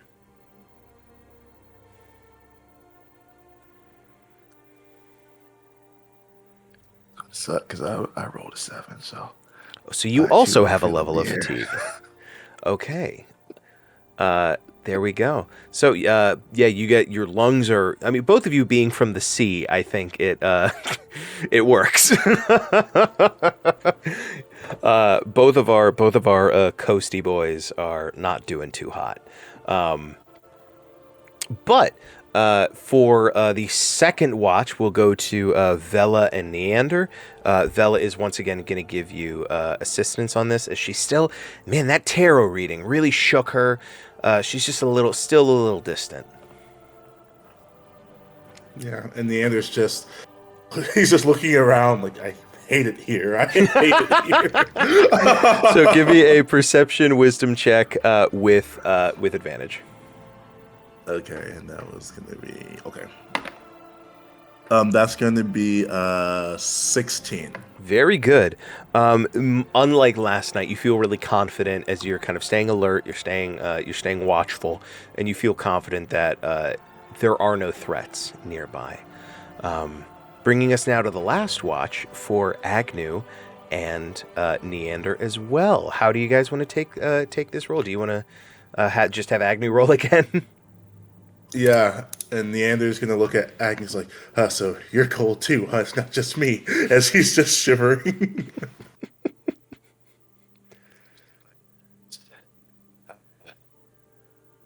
You do that thing you did earlier. No? Yeah, it's still active. I'm still thinking about it. We're just really cold. It's active. Oh. Yeah. Well, we're not at the beach. We're not on the coast anymore. I'm gonna roll. Yep, you got it with advantage. Yes. Look at you loving me. 15. 15. Very good. Very good. That is no. Technically, you're good. That's a success. The danger hasn't increased until dawn, which we will get to in a moment. But on a 15, you also feel confident that your watch goes by uneventfully as the sun rises. And I think this is where we're going to take our break. So take 5. We'll be right back with you guys, and we'll see how the rest of this travel and if our adventurers make it to Kelnafalir by the end of the night.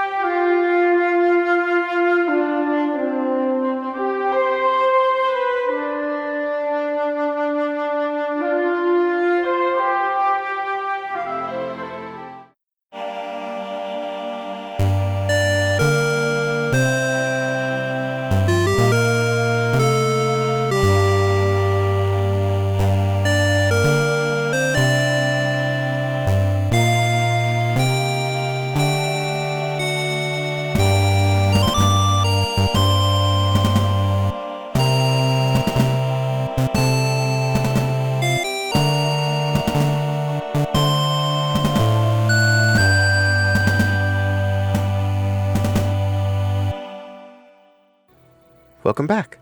So as this day begins, because we did not get to it last night, Rain, would you like to give us an infusion roll?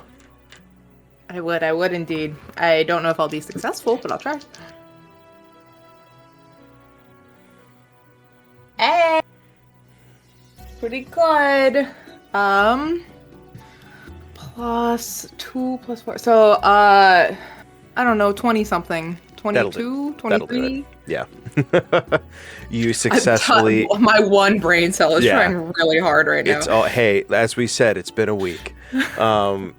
Awesome. No, but that is a successful infusion. Okay.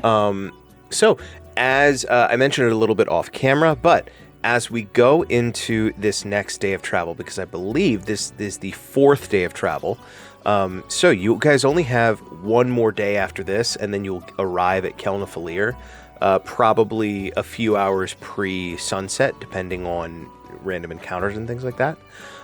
So, as we are now in the absolute peak of the Firespine Mountains, and with the proximity to one of the wealthiest cities and regions in the country, you have graduated, shall we say, from, or all the way up to tier 3 as far as the potential danger. It goes up to tier 4. This is, as was discussed, this is a dangerous area. So how does that affect activities? So for tier 3, the DC is, it would be 16. However, you guys are now going to get that hostile territory condition. You are out of the range of the good word, which was great. You guys have been doing very well so far, but that does add a +4. So all checks are at a DC 20 to avoid mishap. I'm rolling. Yeah, so Cal needs to roll for everything. You said I can't though. That's against the rules. You said a DC. We said DC what now? I'm sorry. 20. Was there a 2 at the beginning of that? Yes, 20. Now that doesn't necessarily mean that a failure is going to bring about an encounter. But if you want to get a positive benefit from your check, that is the DC. The failure range has risen from a critical failure during the day to, because you were tier 3, to 1. If you roll a 1, 2, or 3 on the die, that is our expanded crit fail range for travel. That's a me thing. That's not a book thing. At nighttime, that range extends up to through 5. So Royale and I need to roll because Spencer. Now the good thing is, you guys are only going to have 1 day and night under this condition. By the time you get to tomorrow, you will be close enough to Kelnafalir for dangers to be quite as active. But right now, and you guys know, you're in the danger zone, and you're on a highway. Do with that what you will. So, who would like to roll for weather? I feel like someone besides me or Rain has to roll for that. We already have. I don't want to make a main roll. Remember, guys, wait a minute. Hey, now. guys, weather's not a DC. This is a random table. I know, but I'll just Yeah, roll. but like I'll we don't roll. want to I'll make it roll. worse. We don't want it to hail. I'll roll. just golf ball sized hail smacking you under the head. What is it? What is it, Spencer? What is it? It's that one. The weather, as you all wake up and face the day. We're so bad at this. The skies are clear. Yeah, I was about to say that one's a good thing on this roll, guys. Yeah, the skies are clear. You guys are above the cloud cover at this point. I rolled a 2 earlier and it was clear too, so it's like. Yeah, you guys are fine. Okay. All right. So, who would like to make a Get out check? the way now. Who would like to make a check for the first chunk of the day? I'll do it. Okay, what would you like to do? Guidance. So again, because I know. Okay, I'm not just going to. making I'm sure. not, I'm not, I I don't enjoy. actually. It's just Can a I joke. give a guidance? So because That's these what I checks just- are covering multiple Okay, hours of the day, that's fair. unfortunately, That's fair. I figured I'd ask. I appreciate the effort. Oh, I'm gonna have since Agnew is suffering silently in fatigue in this beautiful cold weather. I'm just gonna have him. Agnew's draped in this cloak, but we see his hands like playing with trying to use playing cards and aim it into his hat, and he's not doing too well. But when he uses a coin, precision and accuracy is great, but the cards are like missing his hat each time. I don't know what ability that would be.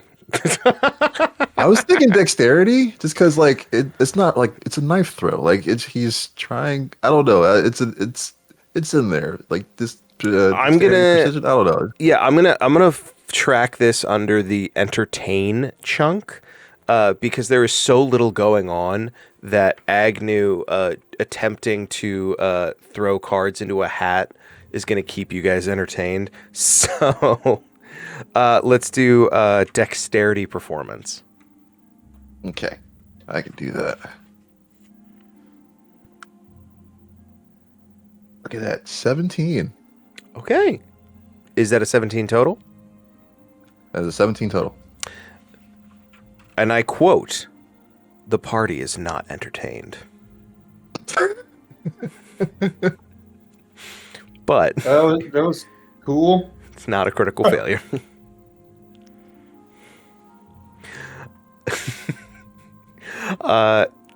That's the first half of the day, uneventful. Who would like to roll for the second half of the day? I just don't know what I can do.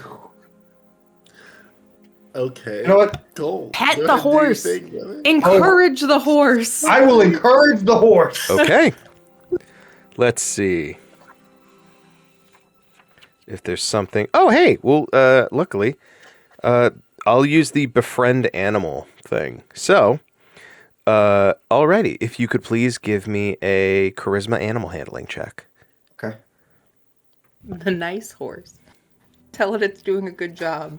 She's Dirty doing 20. A dirty 20. 17 on the die Success. plus 3.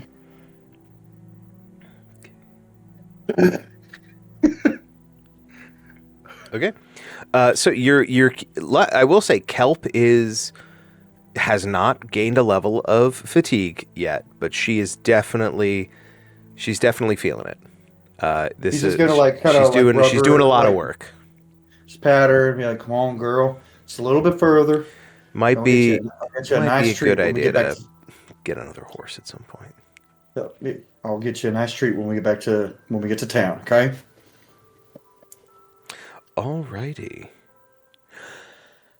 Nighttime. And then Cal's just gonna go. Would be nice if we had 2. First thing I'd like you all to do is roll a DC 16 Constitution saving throw. Luckily, the enemy territory does not affect the altitude nor the temperature, so it is just the normal DC 16. We still have. Is the prestidigitation still going today? I didn't say it. Which was Okay. not I didn't say stated. it, so I'm not gonna say it. Yeah, that's gonna be a dirty 20. Okay. Well, let's see what my disadvantage is. Without disadvantage would have been a nat 20. Okay, I'm good. I don't think I'm wearing your cloak today either. Okay. Well, I didn't say I took it back, so I'm gonna just roll with the I mean, she wouldn't have slept with it. She would have Roll- given it to you overnight. hey. But we didn't say it. So roll with advantage because I'm fine. I'm fine. Dex, it's up to you. It is up to you. Well, It's very possible that Vela's wearing the cloak as well. True. With disadvantage, I got a 19. Okay. Advantage wouldn't have saved me anyway. What'd you get? 10 and a 9. Okay. Oh. level of fatigue for Rain. How's Agnew doing?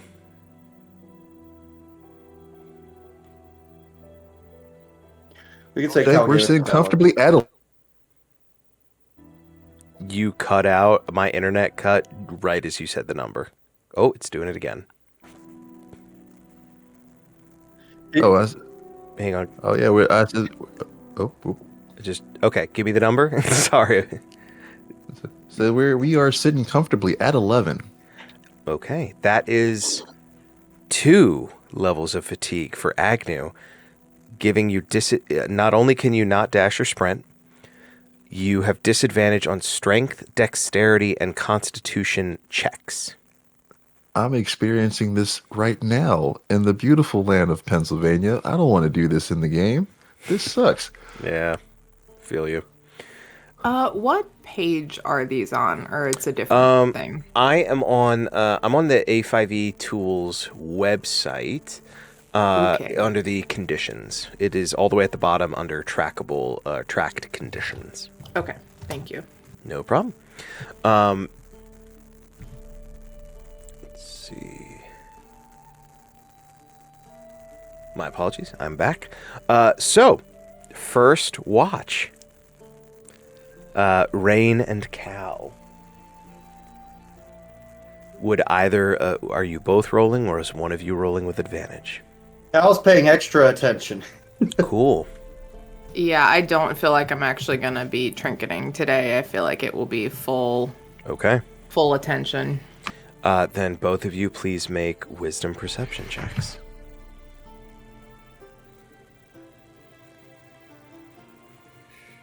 Okay. 16. Okay.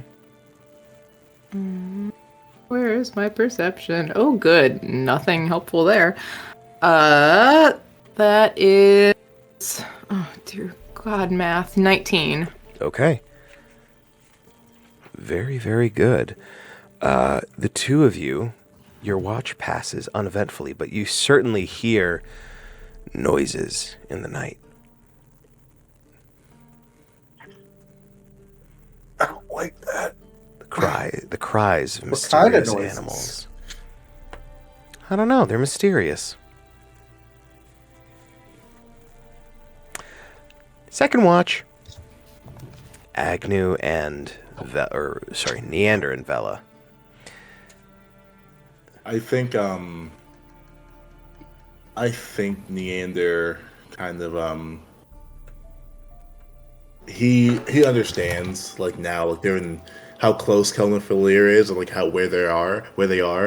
What he's going to be doing as for his watch, he's going to just be sitting there, but he's going to kind of like, in a sense, with his arcane empathy, he wants to, if there's any humanoids around, he wants to be able to sense that.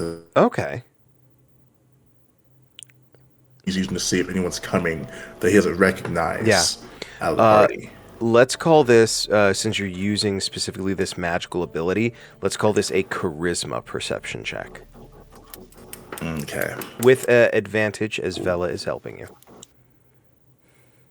Okay, that's good. Oh, that's nat 20. Nat 20, critical success! Mm-hmm. Give me a moment. Yes.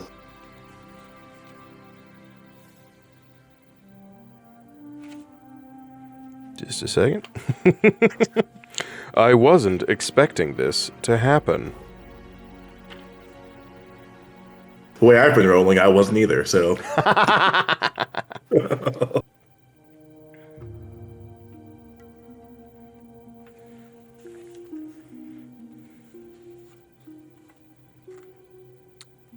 gonna get weird with it.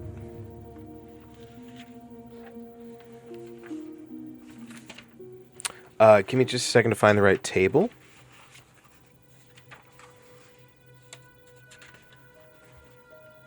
Oh my god, there's so many fucking environments in this system. Good job, guys. We could always choose the peaceful environment. That'd be great. Oh, I misread. thought. I misread War-Torn Kingdom as Western Kingdom, and I was like, "What the fuck does that mean?" Well, it means people who talk like Cal and have weird hats. And the town certainly ain't big enough for the two of them. Okay. Well, most towns are all big enough for one of me. This is true. You know what? Because there are 4 of you. Bex, give me a d20. Okay. I feel like I need to retire that That's dice. okay. These are just random tables, and then Cole, you're gonna give me a d12. It's not any better. What was random that? table, so low could be good. 4. Okay. And then Spence, 6. you're gonna give me a d20. 6. Perfect. And then yeah. 16 on that d20. Okay. And then Royale, if you could roll a d100. Oh, not too right, Spencer. You saw that look he made, didn't you? Yeah, I saw a little chuckle. I was like, what is that? What's going on here? Listen, my glasses are in the reading position. I don't know what to tell you. 82. 82. Interesting. Are we saved? Was that a good? Was that a bad? Did I do it again, guys? I'm sorry. Whatever God I'm Cal is relying on the descended power of a for. nat 20. I'm relying on the power of nat 20s to help us Whatever. through. Whatever God Cal's descended for just teleports us, you know. Spoilers. The perfect numbers that lined up. Fucking fantasy spelling. If it's a god, I don't even know if it's a god. Cal has no idea where he got his shit from.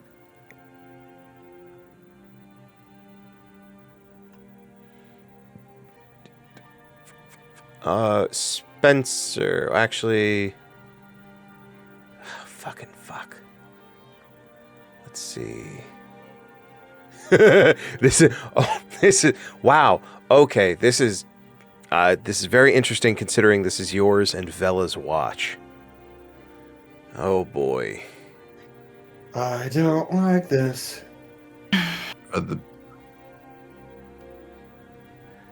Is it a puppy?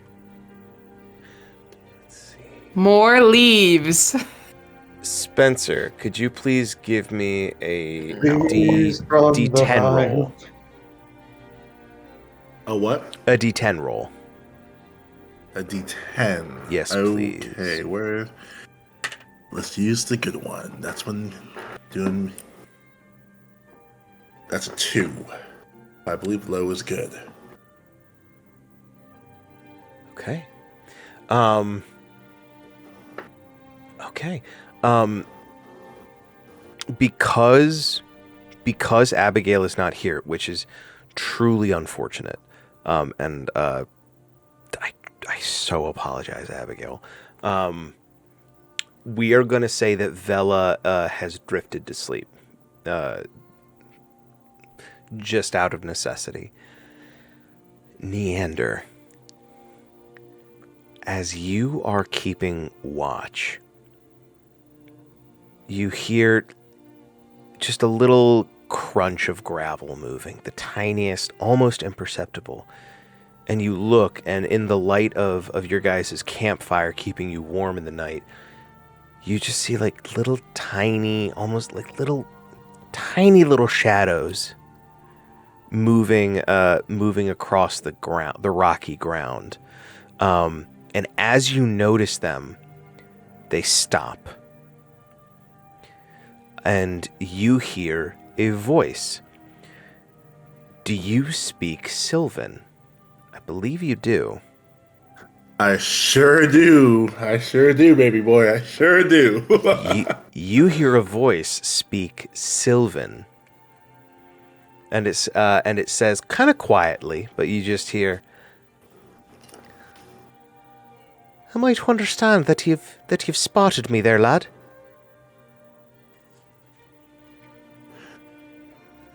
And I think Neander, like how he like locks into his arcane empathy. Like he's almost like crisscross applesauce hands like this, and he just opens his eyes and he locks eyes with that creature, and he just responds back in Sylvan. It's like, well, your emotional wavelength wasn't. I'm familiar with these other guys, but I noticed something was off. Welcome, friend. What is your name? That's a mighty tall question to be asking me. Asking a stranger in the night for their name. I'll say, for now you can call me Glittergleam. And appearing on the ground in front of you is a humanoid standing at about 10 inches tall. Almost a glittery undertone to their skin. And a pair of gossamer dragonfly wings on their back. Am I cutting out? We lost you for a bit. Yeah, Yeah. we lost you for a bit. At such a crucial moment, too. Yeah, I was like, I'm trying so hard to lock in. You see, I'll describe them again, about a 10-foot tall humanoid figure, slightly glittery skin, and a pair of gossamer dragonfly wings on their back. That I think you know instinctively to be a fairy. Are you? Oh. You are. I've only seen. And he takes out one of his journals. And he like rushes over to his bag and takes out the journal. He's like, you must be what they call a fairy. Oh, it's very nice to meet you. The first one I've met. Well, that can't be true now, lad, can it? I mean, I don't know what to tell you. I think. What? Yeah, you're the first one I've met. That can't be possible, lad. You absolutely are shining with the dreaming. And Neander's gonna sit crisscross applesauce. He's not waking anybody up. I think he's not even focused on that. I think it's more so he's just looking for knowledge. He's just writing up. Tell me, what do you sense about me? That's obviously I know I'm a Ladrin, but what do you sense about? Oh, everything Me about you, lad. The way you look, the way you talk, the way you smell, the way you seem. But now, listen. There are rules that must be followed, and you have spotted me, and as such, you have the right to challenge me to a contest if you wish.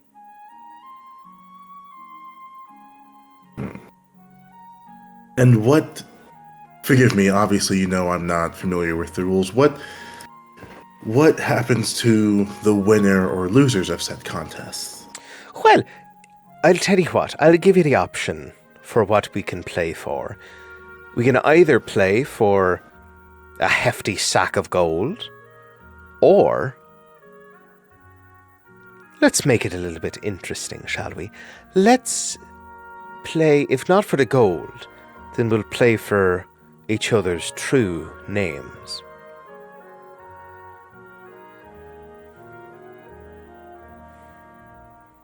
With Neander, I'm asking you this. In Neander's, years of searching and thinking about the dreaming and things like that, would he have known essentially the importance of a true name? Would he discover that recently? I'm leaving this to you.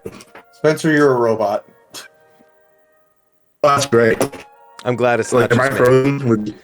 Am I actually frozen? You're You're not frozen, but you sound like a robot. Oh, that's great. Hold on.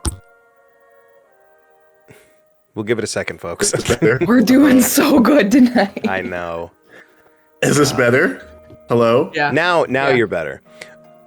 Okay, cool.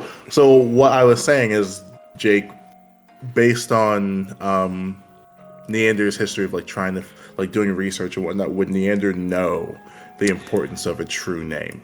No roll required for this, but you don't know why you know this. Okay. You know that your true name is not consciously known to you, but if certain rules are followed, you can give it to somebody. However, a true name is incredibly powerful. A true name can allow the possessor to call upon that individual. I'm gonna roll something. I'm gonna see. I'm gonna roll to see what he would. Okay, well, fuck it, reball. I guess Neander's gonna smile and he's gonna say, "I like you, friend." And he's saying all this in Sylvan. He says, "Let's play a game. Let's."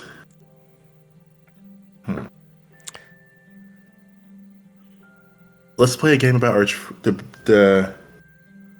for our true names, but let's have a contest of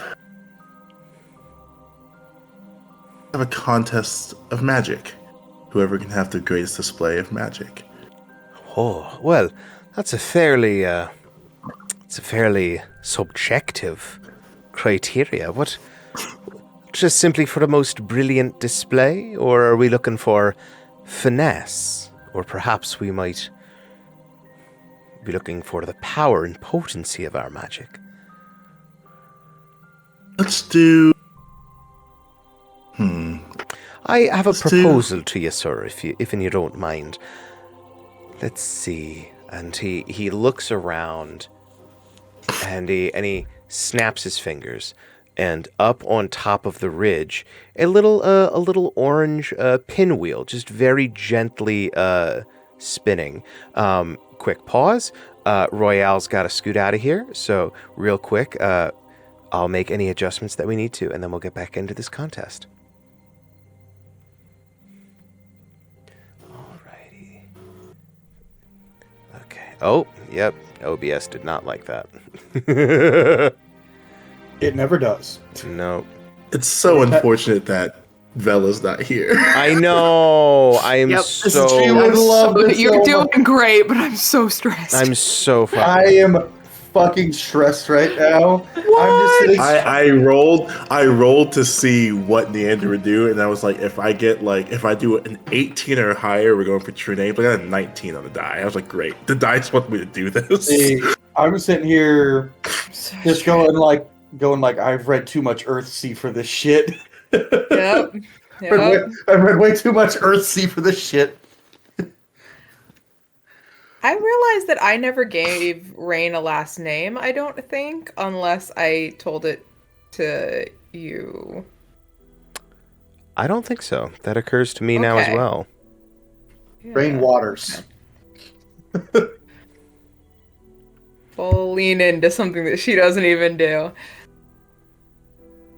Let me just get that. Give me just a second, and we'll get back into it. Image. I just want to put out my notes say Neander had an interesting encounter with a small fairy who wanted to play a game for their true names, and Neander hasn't read Earthsea, so he agreed. Guys, But it comes from like Fae culture and stuff like that, but like nothing bad has ever happened from betting your true name with a fairy. Lies. Lies and falsehoods. Me slanderous. I would never. Come on. introduced this thing by was like, oh, what's your name? Oh, why are you asking for my name? You can call me. It's like, yeah, we know what you're doing. We know what you're doing with this little fairy boy. What? Spencer's the one who chose true names. Yeah, that's because The dice chose for me. You've got me there. The dice chose for me. Spencer's smart. I Yeah, was like, surely with the way I'm smart. rolling tonight, I can't Okay, we're gonna get back into it. I'm just looking at Spencer, book smarts, street dumb, or no, Neander, book smarts, street dumb, Cow, book dumb, kinda, street smart. So, Street smart. Glitter Gleam, this fairy, has illuminated a tiny, slightly glowing orange pinwheel, not a reference, at the top of the ravine, probably about 100 feet away. And looking at you, Glitter Gleam goes, How about this? We'll call it a contest of precision, and see which of us can more accurately strike that there pinwheel upon the ridge. How does that sound to you there? As he twiddles his fingers and there's sparks of energy upon them. Yeah. Neander, he winks and you see like the lightning bolts in his eyes flash and there's tendrils of lightning around his fingers. He's like, after you, my good sir. Shall we go best 2 out of 3, or are you feeling particularly confident? 3 suits me just fine. Very well then. Well, would you like to give the countdown and we shall both strike? He's gonna start counting out. And I think when he's speaking Sylvan Neanders in his mind, he's like, I don't understand how I know how to speak this language. But it just comes naturally to him, and he's just going to, and he says count down 3, 2, 1. That is going to be an 18 total. Very good. Glittergleam got a 21. Missed that. I missed what you just said. My apologies. Glittergleam got a 21. Okay. So while you know a very good shot, Glittergleam's kind of spark of energy reaches the pinwheel first, and it disappears. And he goes, well, first round to me, I suppose.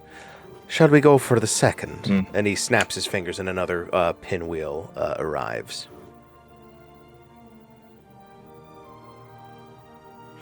Okay. Now, and Spencer, this is when you have an opportunity if you would like to make a check regarding the situation. Yeah, can Neander kind of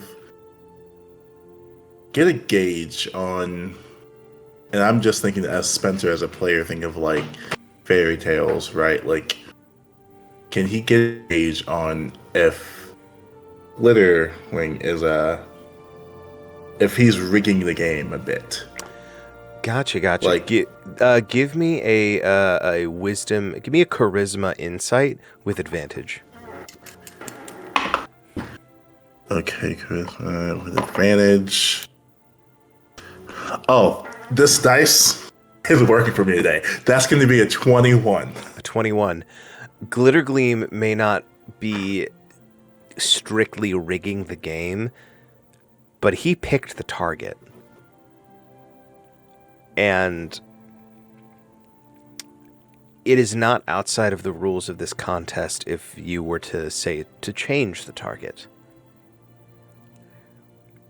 I missed the if I could change the target? Is that what you're saying? If you could, within the rules of this contest, change the target to not be one of Glittergleam's creation.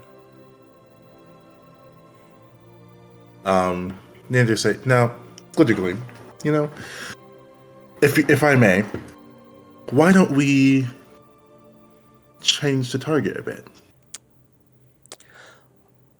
Bit unorthodox, but what did you have in mind, lad? So where are we, So where are we right you're now? you're in a kind of a mountainous valley highway. The road is probably a good 30 to 40 feet wide. Pretty steep walls on either side. During the day, you saw some of the snow-covered peaks around you guys. There are a number of plants and flowers nearby. If you wanted to, say, pick something a little more natural. I missed that last part. I'm so sorry. It's okay. It's okay. We'll see how long we go for this half of the sesh. There are a number of there are a number of plants, flowers, shrubs nearby. If you wanted to pick one of those as a substitute, is there anything in particular you might be looking for?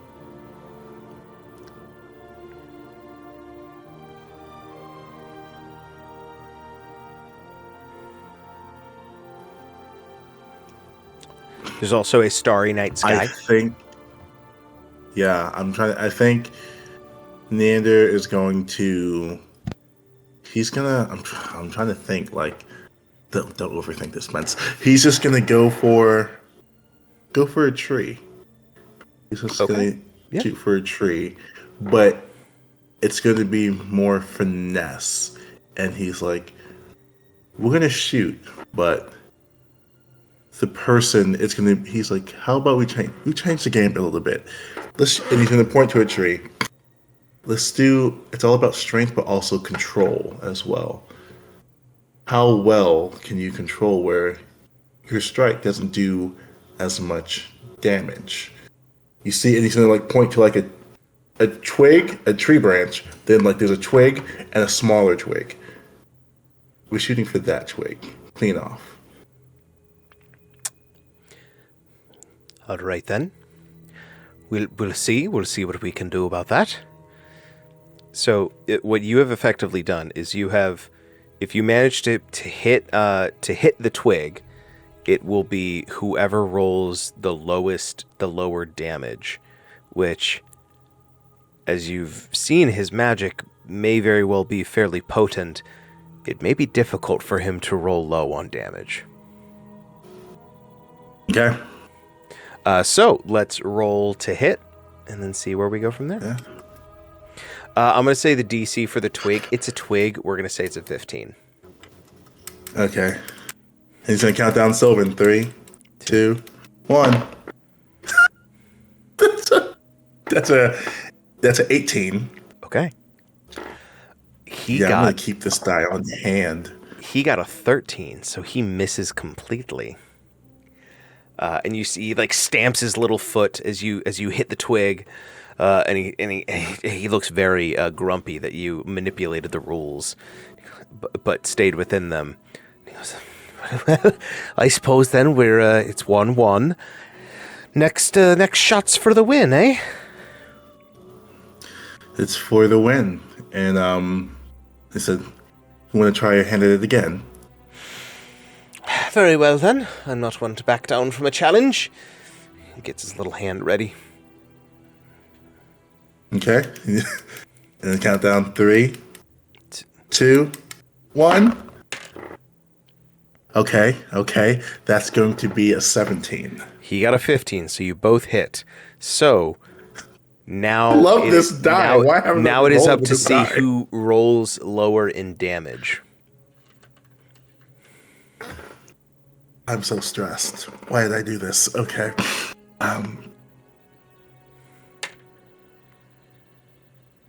Okay.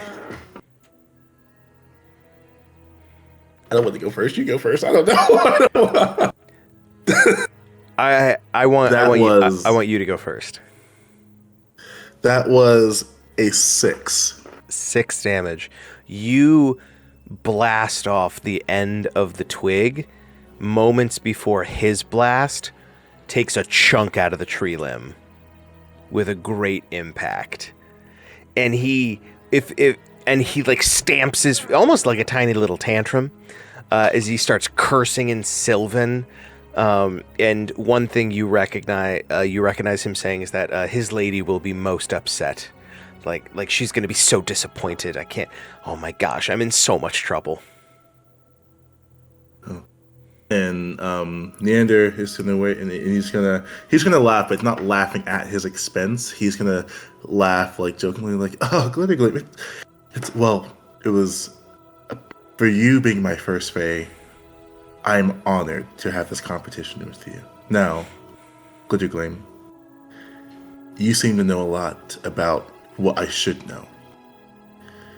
However, you and I both know the rules of the game that you put together.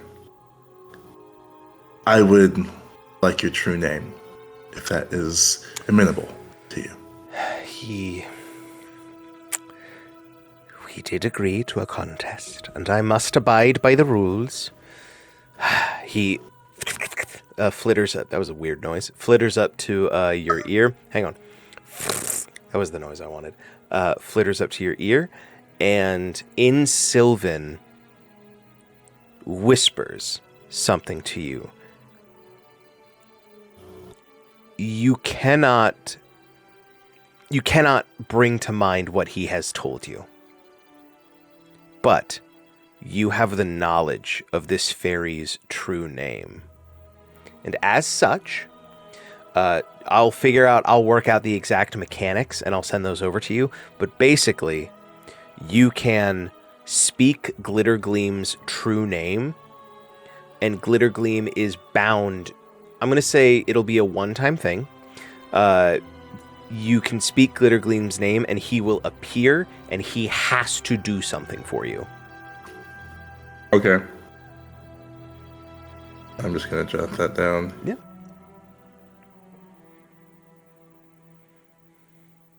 Okay.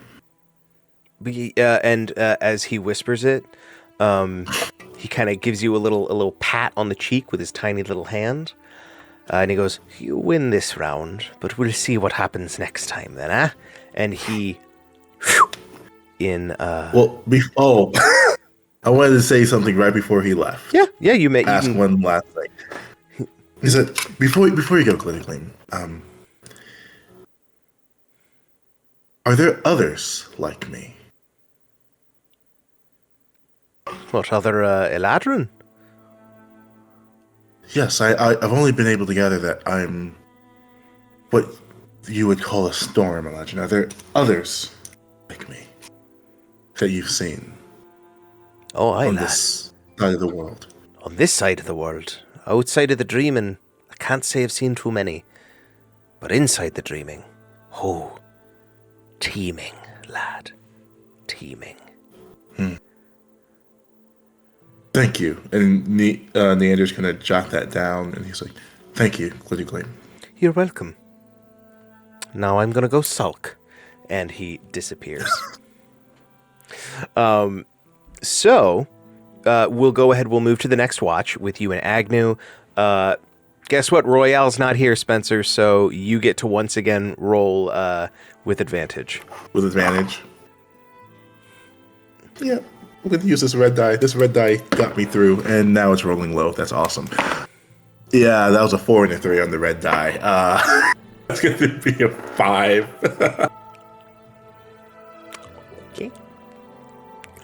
Okay. Yep. That was great. Spencer, could you please roll a D100?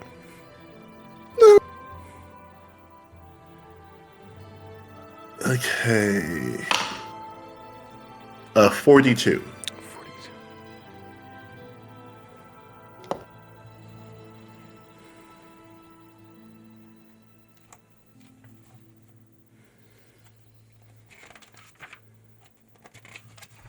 Give me a moment.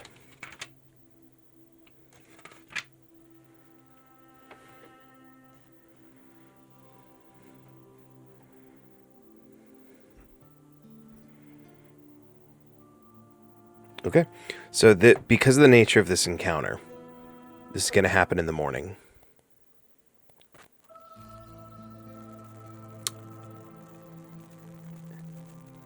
At late morning, just as you all are hitting the road properly,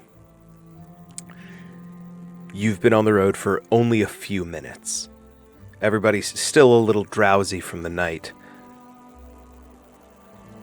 But as you guys round a corner,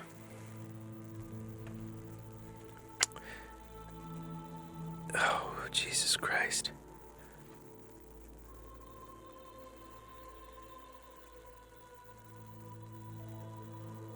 Okay, hang on a second. No, I'm going to leave it vague and I'll figure it out, because what you all see, like the first turn you make in the cart, there is a mountainous lake that, rather than you might expect of being somewhat frozen and clear, is bubbling, festering, and the water smells foul. And that is where we are going to end this session, because this might require a little bit of research and prep. So, we're gonna end it there. A little, definitely a short second half, but sometimes that's the way it goes. Thank you so much for joining us. We hope you'll tune in next week to see what comes of this cursed waterway. And we will go from there. But thank you so much. Have a wonderful week. We will see you next time. Be safe.